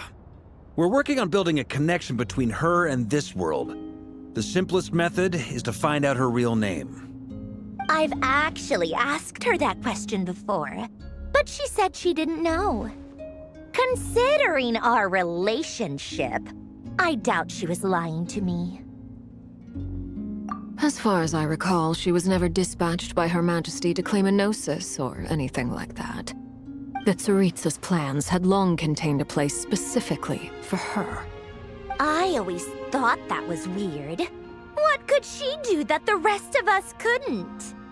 Knowing what we do now, it's probably something related to Kavaki, right? More than likely. When she first arrived, Columbina would often go to Her Majesty and ask when she could start the task assigned to her. But Her Majesty always gave the same reply. The time has not yet come. So she spent her days in Snezhnaya doing basically nothing. The Tsaritsa has summoned a beautiful blind maiden to be a harbinger, giving her the third seat by virtue only of her enchanting voice. It was a dumb and stupid rumor, but the reality of the situation made it hard to refute. And what happened after that? I imagine she stopped caring. She no longer seemed to care why she had been recruited, and Her Majesty never gave her any missions, so she just continued to sing in the flower garden. For my part, I was busy. So busy, in fact, that watching someone be that idol had me fuming. But still, I got the sense that she had long been used to a life of other people claiming she was needed when she wasn't. I just felt that having a place to stay would cost me something eventually. And so I waited quietly for the day that I would have to pay the price. And on the other end of that spectrum, you had me. Someone once told me that I had the lousiest work and the toughest luck. That's a good way of putting it.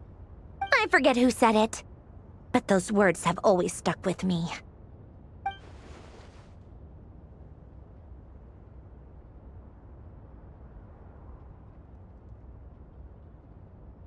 But you've done your job exceptionally well all this time. Because at heart, you are a conscientious person. What is it? Something come to mind?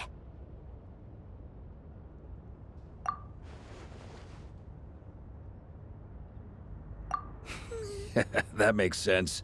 Nothing screams you are needed like your name shouted from across the town. Well, good luck with it. But if you ask me, Columbina is still the most shoutable name. I'm just so used to it now, after all the arguments we've had. I can't be bothered trying to remember another name for her. Nor I. Sandrone. Harlequino.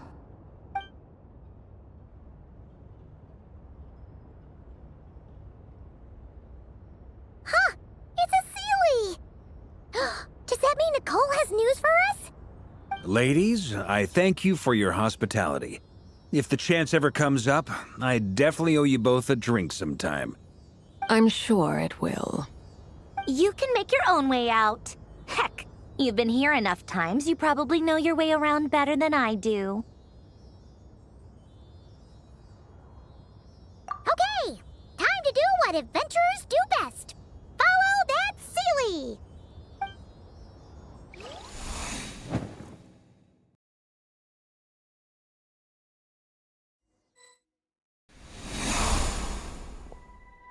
Here you are.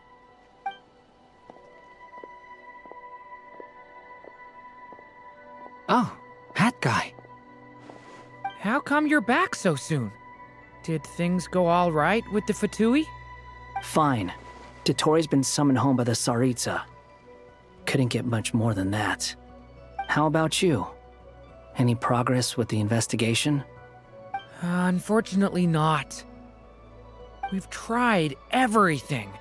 Different phantoms, different locations, different points in history.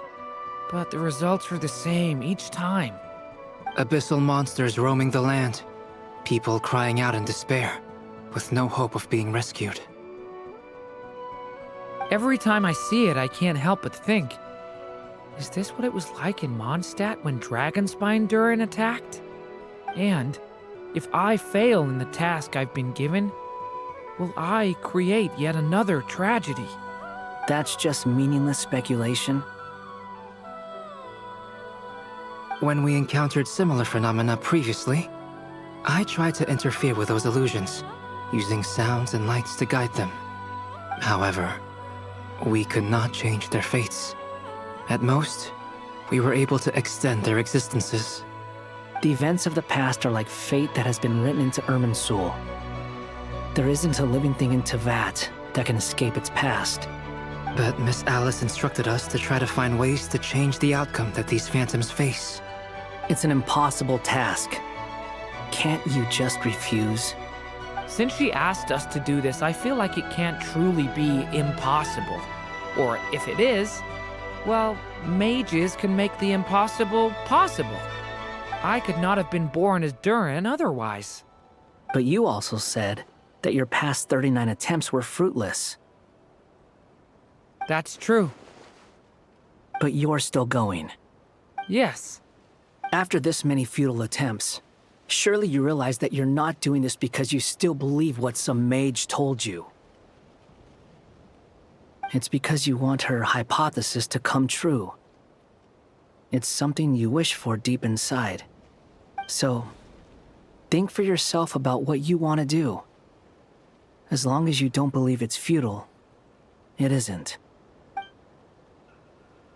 Yeah. Previous experience indicates that we cannot touch the phantoms, which limits the effectiveness of our interventions. If we want to clear this hurdle, we need to break this rule somehow. Same thought here. Following the same rules means repeating the same failures. Reducing ourselves to mere playthings of fate. So you mean we need to figure out a way to make contact with them despite knowing that we can't? Yes, and I suspect that's something only you are capable of. Everything in Tevat is logged in Irminsul, but the withering that once occurred in Sumeru was a sign that the Great World Tree was being corrupted. This corruption allowed things that should not have existed in Tevat to appear. This is tantamount to rewriting reality to an extent. You're saying abyssal power might be able to affect those phantoms? No one's ever tried it before. If you're gonna try it, it'll take courage. And you have to be confident that you can control it. Is anyone there? Has anyone seen my daughter? She's missing. I have to find her. I hear someone inside. Spargana? Are you in there?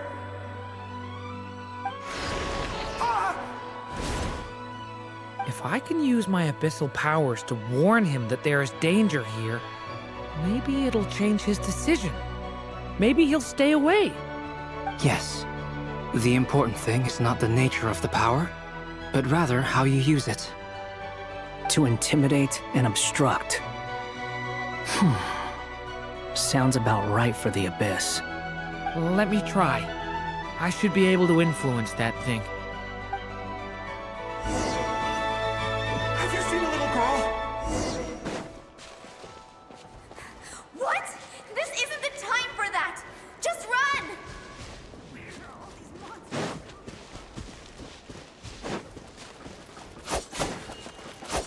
I hear someone inside. Spargana?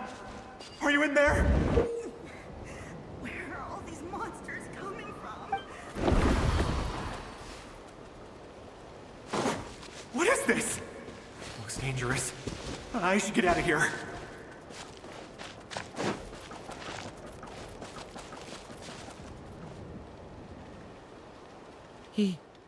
He really left. Ha! We did it! Don't celebrate too soon. Follow him.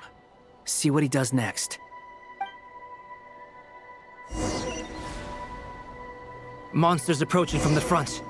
You need to stop them and create an opportunity for him to hide.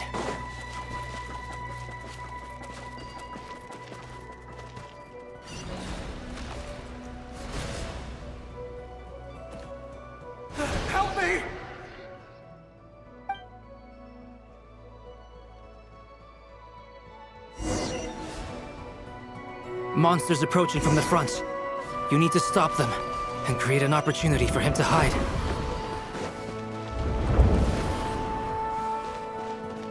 No! There's monsters ahead!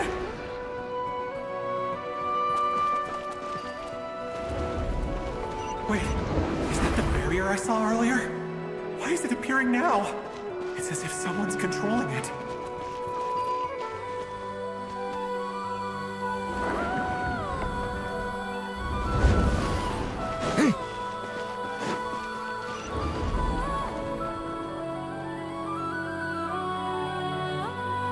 The monsters are gone.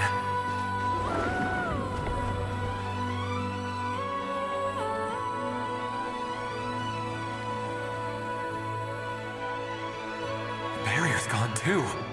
How odd. Anyway, I guess I'll keep going. Quickly, let's keep up.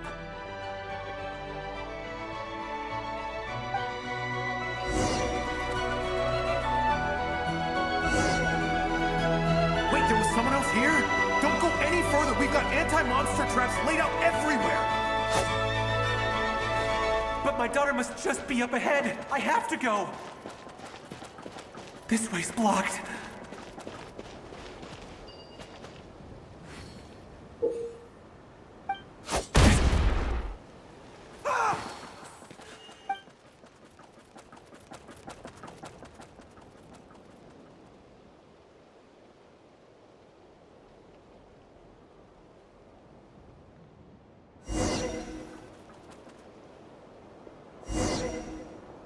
Wait, there was someone else here? Don't go any further. We've got anti-monster traps laid out everywhere. But my daughter must just be up ahead. I have to go. This way's blocked.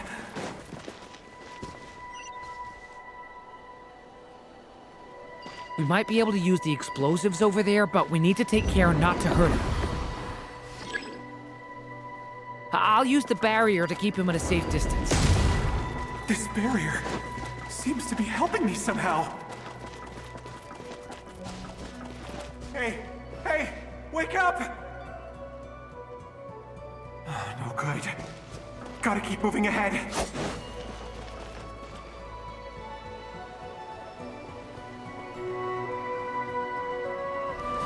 So many monsters! There's still a chance, Durin. Use the traps.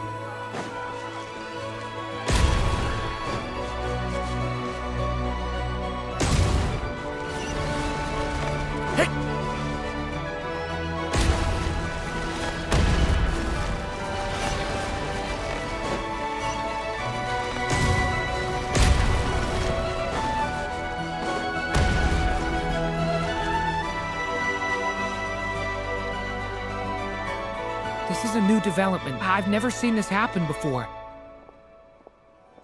We might just be able to save this person.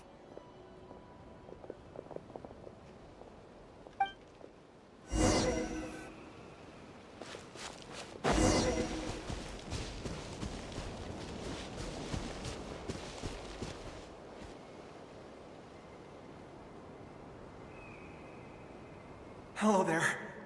Have you seen my daughter? Spargana's her name. She's carrying a large backpack. Get out while you still can, you fool. You won't find any survivors here. But I can't just leave her here. She must be so scared right now. Sorry. Wish I could help, but I haven't seen her. You'll just have to keep looking. Okay, thank you. If I do find her, I'll get her to shelter and come back for you. Don't bother. I've got nowhere left to go.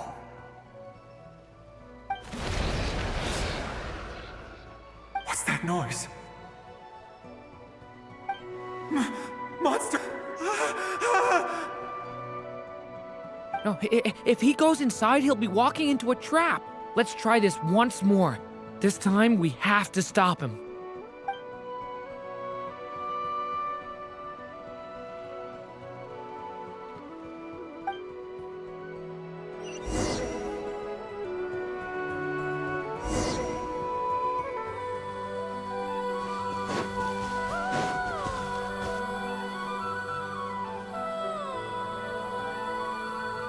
Hello there. Have you seen my daughter? Spargana is her name. She's carrying a large backpack.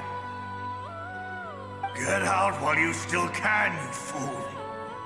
You won't find any survivors here. But I can't just leave her here. She must be so scared right now. Sorry. Wish I could help, but I haven't seen her. You'll just have to keep looking. Okay, thank you. If I do find her, I'll get her to shelter and come back for you. Don't bother. I've got nowhere left to go. What's that noise? Monster! No, if he goes inside, he'll be walking into a trap. Let's try this once more. This time, we have to stop him.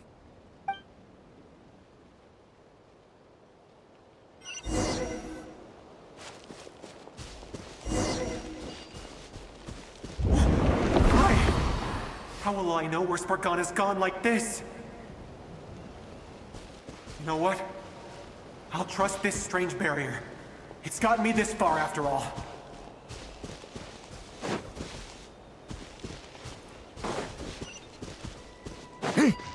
What? Spargana, are you there?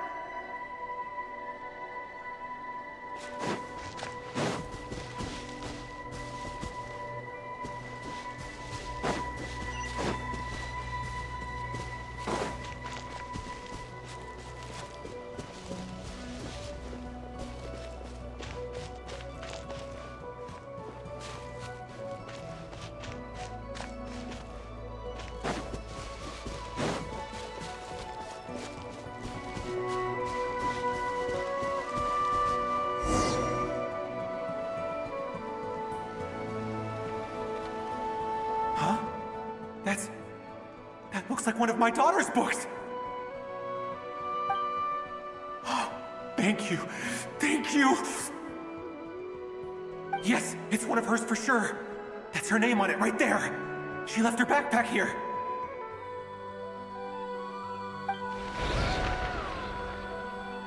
Durin, just like last time. Use the explosives.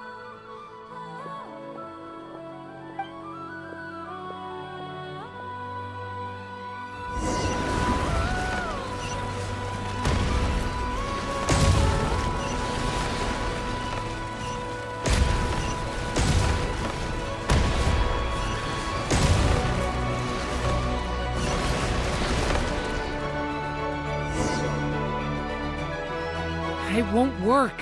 There's not enough left. If he makes it in, he'll die. But then, this clue could be the key to him finding his daughter. It might not be the only one. Better he misses that clue than loses his life. I guess so.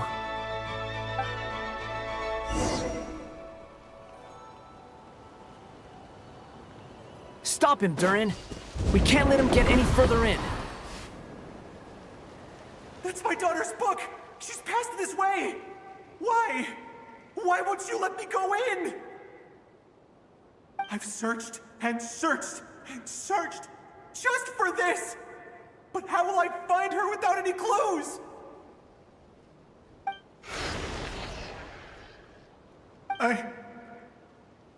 I no longer have anywhere else to go.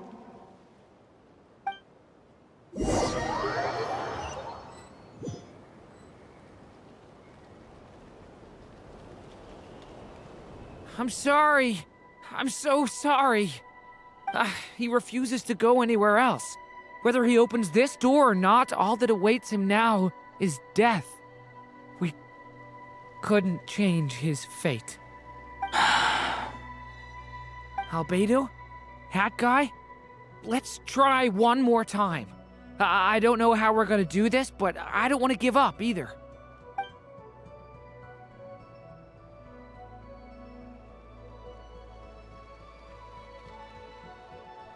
Why am I here? What's going on? All these scenes running through my head. Where are they from? Huh? What's going on? His reactions have changed. How many times have I... What's happening to me? Huh? Wait. Who are you?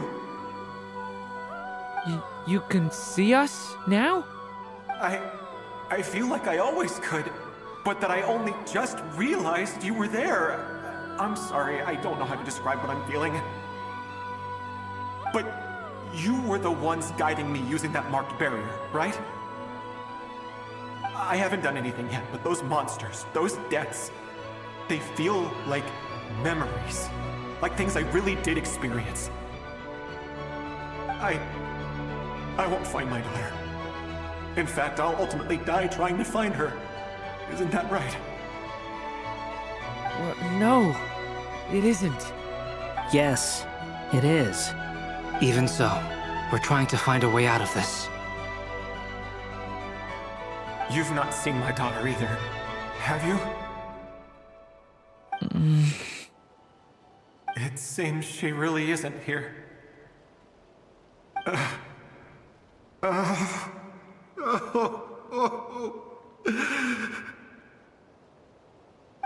I'm sorry we couldn't help you.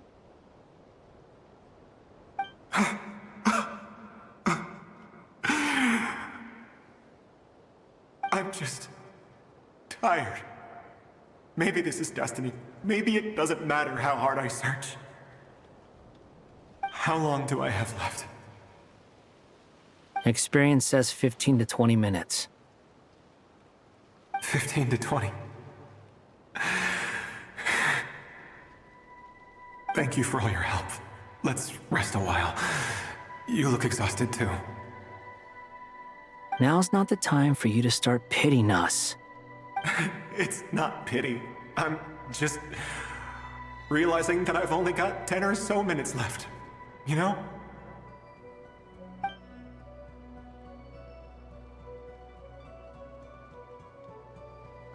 You say you're from Mondstadt, yes?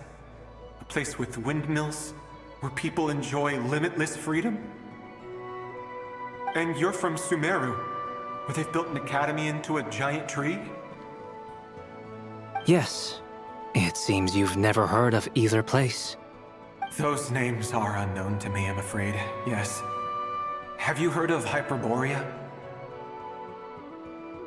I have, but I heard that it was destroyed in the distant past.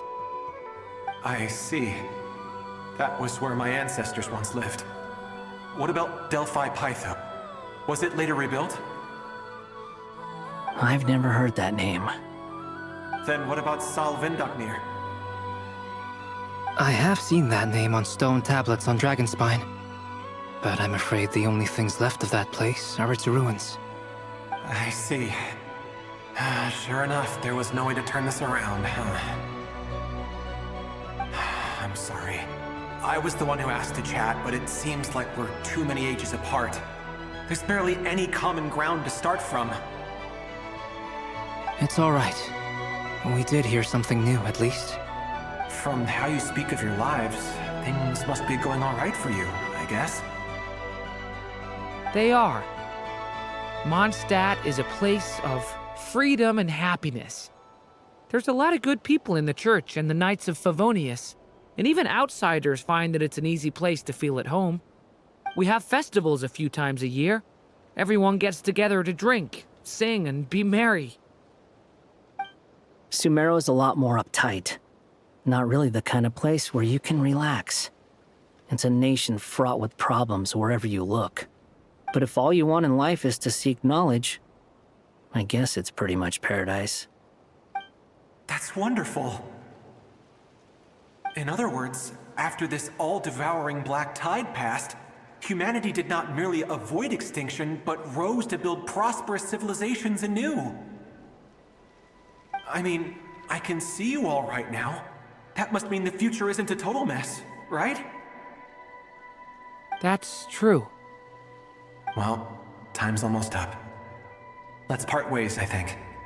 Might be best if you don't waste too much time on me. The chances are slim, I know, but I'd like to spend these last few minutes looking for Spargana. If things work out, I'd love to tell her about what I've heard. May we meet again.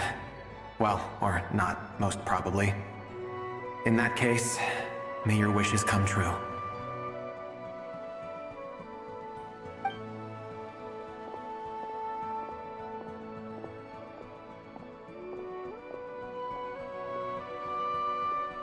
He's gone.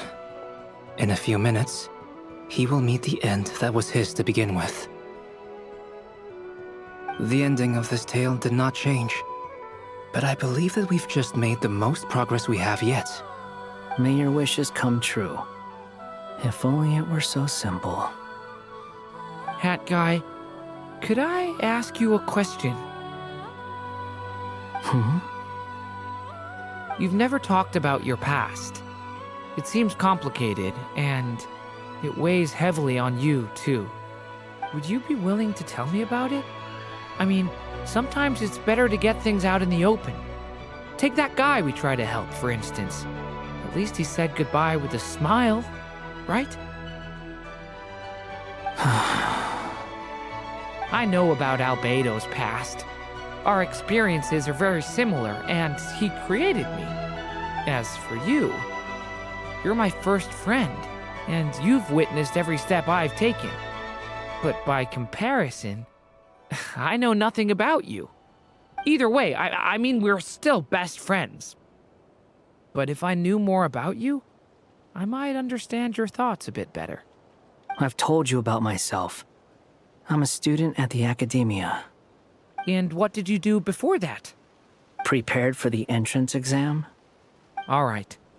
If you really don't want to talk about it, I won't press you any further. I was a puppet built from the branches of a white tree, using technology left behind by the Conrian schools of mechanical engineering. A white tree? You mean an Irminsul tree? Yes. A branch of Irminsul that was once connected to the main tree. So you had a human creator too? Yeah. But my creator abandoned me after deciding that I was a failure. After that,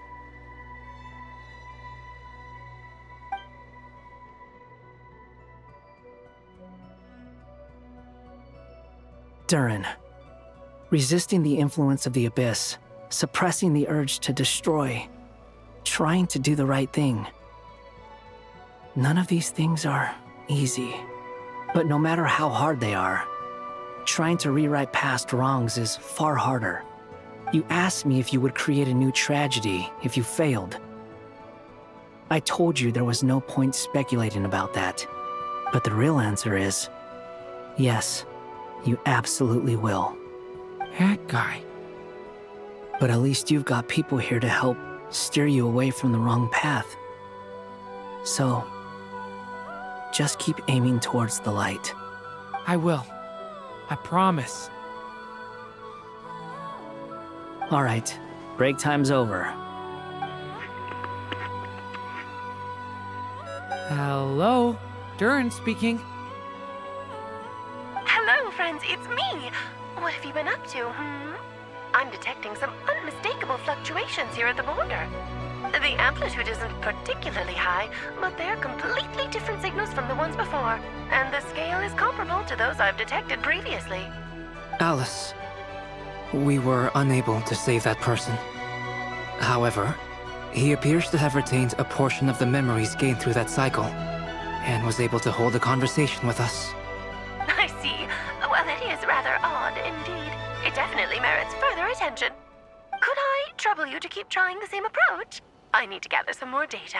Counting on you. I should probably have Nicole come and check this out as well.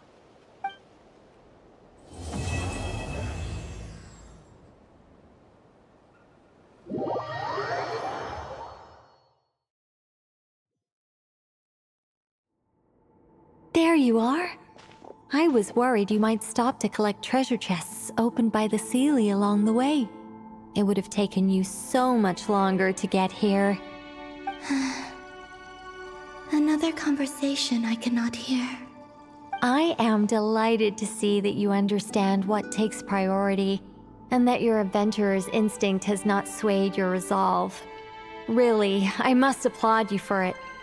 You should know. Paimon's head. Okay, I'll try and keep it short. My senses are telling me that this is where we shall find the entrance to the ruins. Oh, cool! Well, what are we waiting for? Let's open it up and see! Patience. This was a sanctuary of great importance to the Hyperboreans. A special process is required to open the gate. Oh! Like the place that housed the Eternal Moon's Marrow?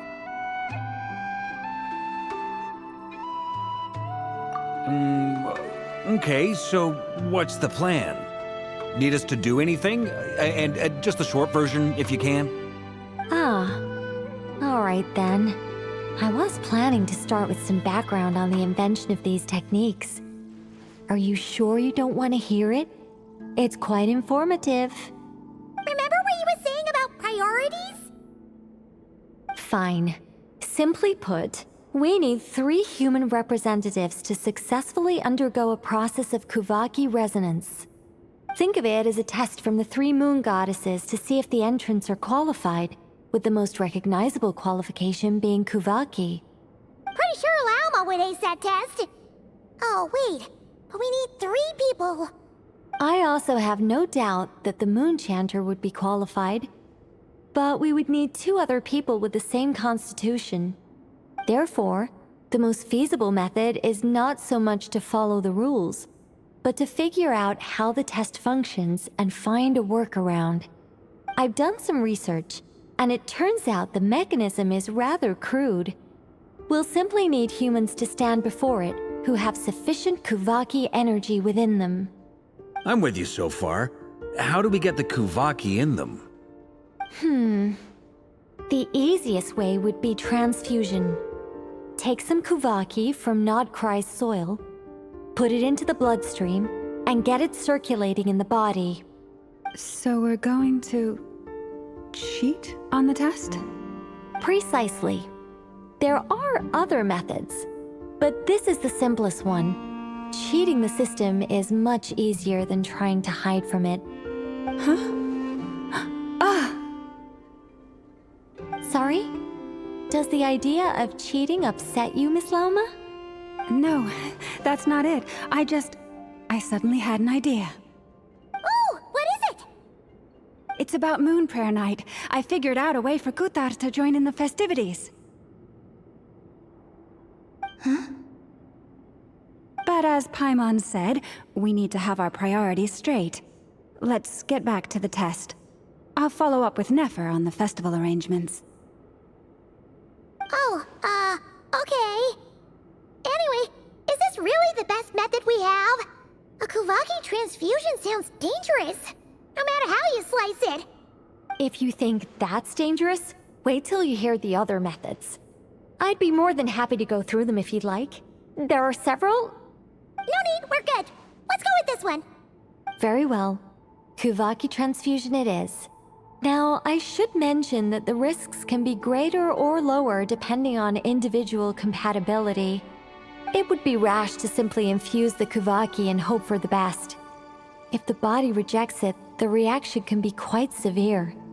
The symptoms are similar to another condition that some people living here suffer from, known as congenital Kuvaki sensitivity. So, before we execute our plan, I will perform a simple test of my own to see who is compatible and who is not. Once that is done, we will have to complete the resonance process as rapidly as possible. The participants must remain stationary while the Kuvaki circulates and bonds with them, and they mustn't eat or drink anything. What? No eating or drinking? That's some hardcore fasting. They'll all be monks by the time they're through. 3 days. Oh, that's so long! And we still need to find 2 more people who are not just compatible, but also willing to volunteer. Fasting? What are they talking about? Really? Don't you want to think this through? Haha, count me in too. 3 days without food? I can handle that. Miss Nicole has made it clear that this is the easiest way. The way I see it, there's nothing else to discuss. It's time to step up.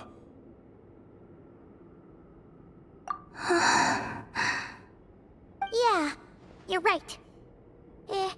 In that case, Paimon volunteers to be captain of logistics.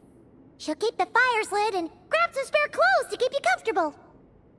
Then we'll start with you first, Traveler. Please step forward.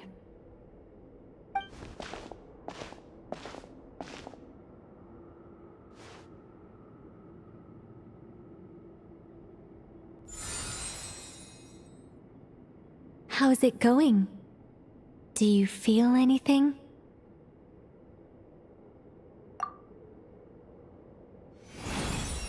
How about now?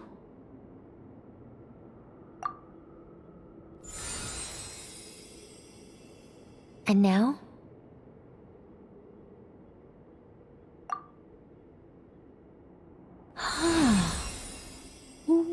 What about now? You guys, it's not a competition, you know. All right, I'm officially impressed. Even as a descender, you can withstand far more than I imagined. It's like I summoned a giant stone titan to arm wrestle you, and your arm hasn't even moved an inch. In my last attempt, I infused 5 times the amount of Kuvaki required. Yes, safe to say, compatibility won't be an issue for you. You're eligible to join. You're next, Mr. Varka. Sure, here goes nothing.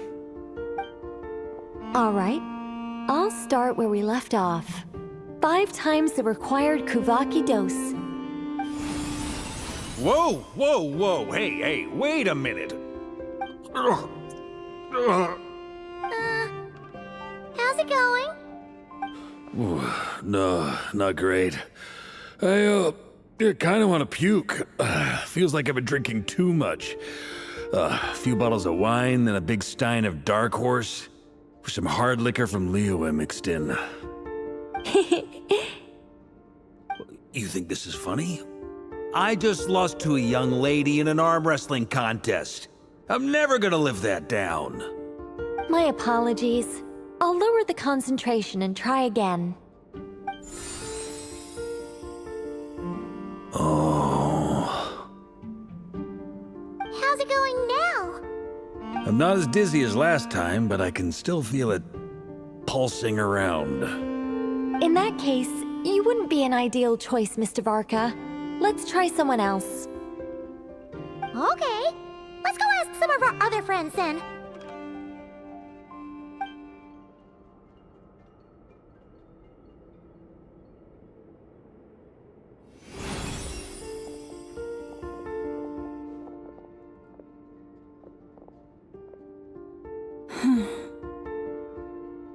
No surprises here, Miss Moonchanter. You're perfectly compatible. You may join.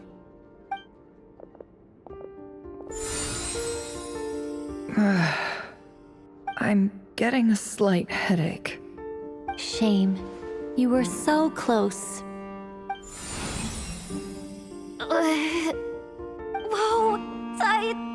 itching all over.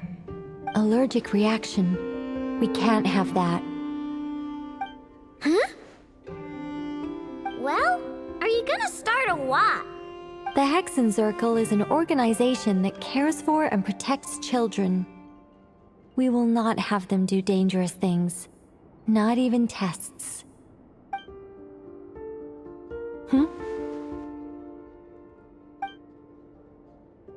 Is something the matter? The candidates have to be human. I guess that rules me out too. Huh. Everyone except the Moonshanter got beaten. Guess I don't need to feel so bad after all. I mean, looks like this isn't gonna be as easy as we thought. Perhaps I could ask for volunteers among the Frost Moon Scions. I'll see about talking to some trusted Lightkeeper colleagues. Itlua springs to mind. In fact, I think we had some former Frost Moon Scions join our ranks recently. Can you give me the scientific explanation for how the test works? I can probably make some kind of test bot. Then, we can just zip through Nashatown, going up to people and pressing a button to check their status. Wouldn't that be way easier? No. Wow! No elaboration for once. How about I contact the Knights of Favonia's garrison in the Wave Chaser plane? Shame that Lohan's already left. And that guy's even tougher than I am. Strange. The Moon Goddess is clearly revered by many people. So why is she on the brink of disappearing? She mentioned that the world has rejected her from the very beginning. And when we fought the Raihir of Salnari, it seemed like she exhausted her power for our sake. Also, Paimon's not sure revered is the right word for how people feel about her. Gratitude, certainly. For my part, anyway. It's basic reciprocity. She helped us, so she deserves our help in return. Yeah. Even though she looked like she didn't care, she still saved a ton of people, including me. A review of the relevant data leads me to conclude that Miss Columbina is a good person. Yep, you bet! They really think so? I'm super surprised that Columbina isn't her actual name, though. I think it really suits her. It's light and graceful and... yeah, just a really pretty name. I know, right? Unfortunately, that's not our decision to make. Columbina. That was the code name the Fatui gave me. But it also came up in the song I heard when I was born. But... is that really all there is to it? What do I truly think of my own name? Is there anyone left who will still call me by that name?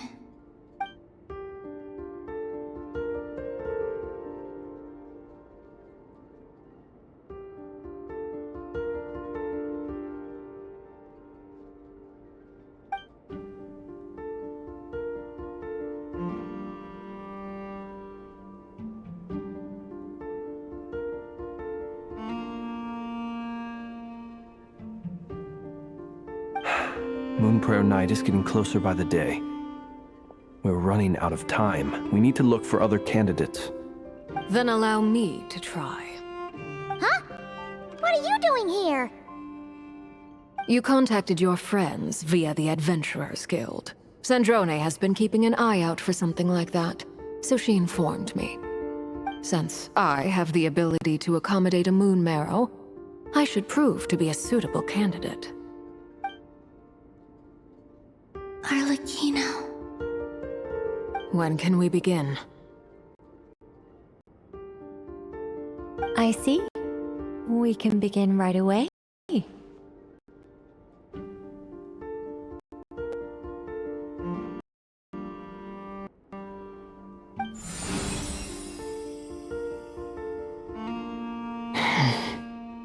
How was it? Did you feel any discomfort? None at all. Then it seems we shan't need to look for additional candidates after all. great! Cool. Alright, like Paimon said, the rest of us can take turns making sure the three of them stay warm and comfy. Then, my job is to take care of the caretakers. I will ensure everyone receives food and accommodation. I'm ready as well.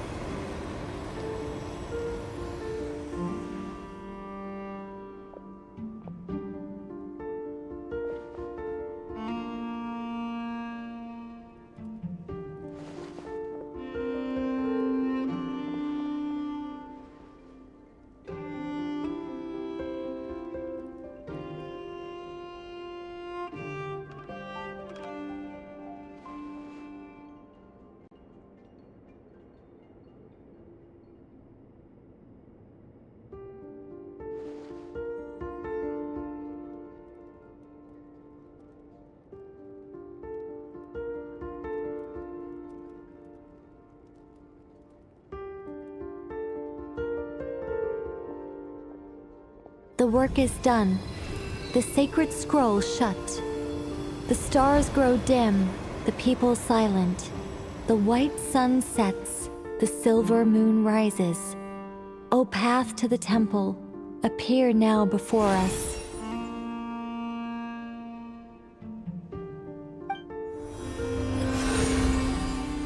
Wow! It really opened! So that's what all this is about. They've been trying to open this gate. Come, let us enter. It might be best to eat something first. Take care to chew properly and swallow slowly.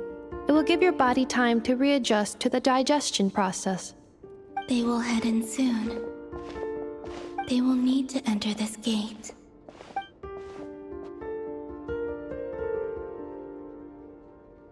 Huh? I cannot pass through. Is it because I have no physical body? It has been 3 days. My strength has all but completely faded. Can I really hold on until Moon Prayer Night?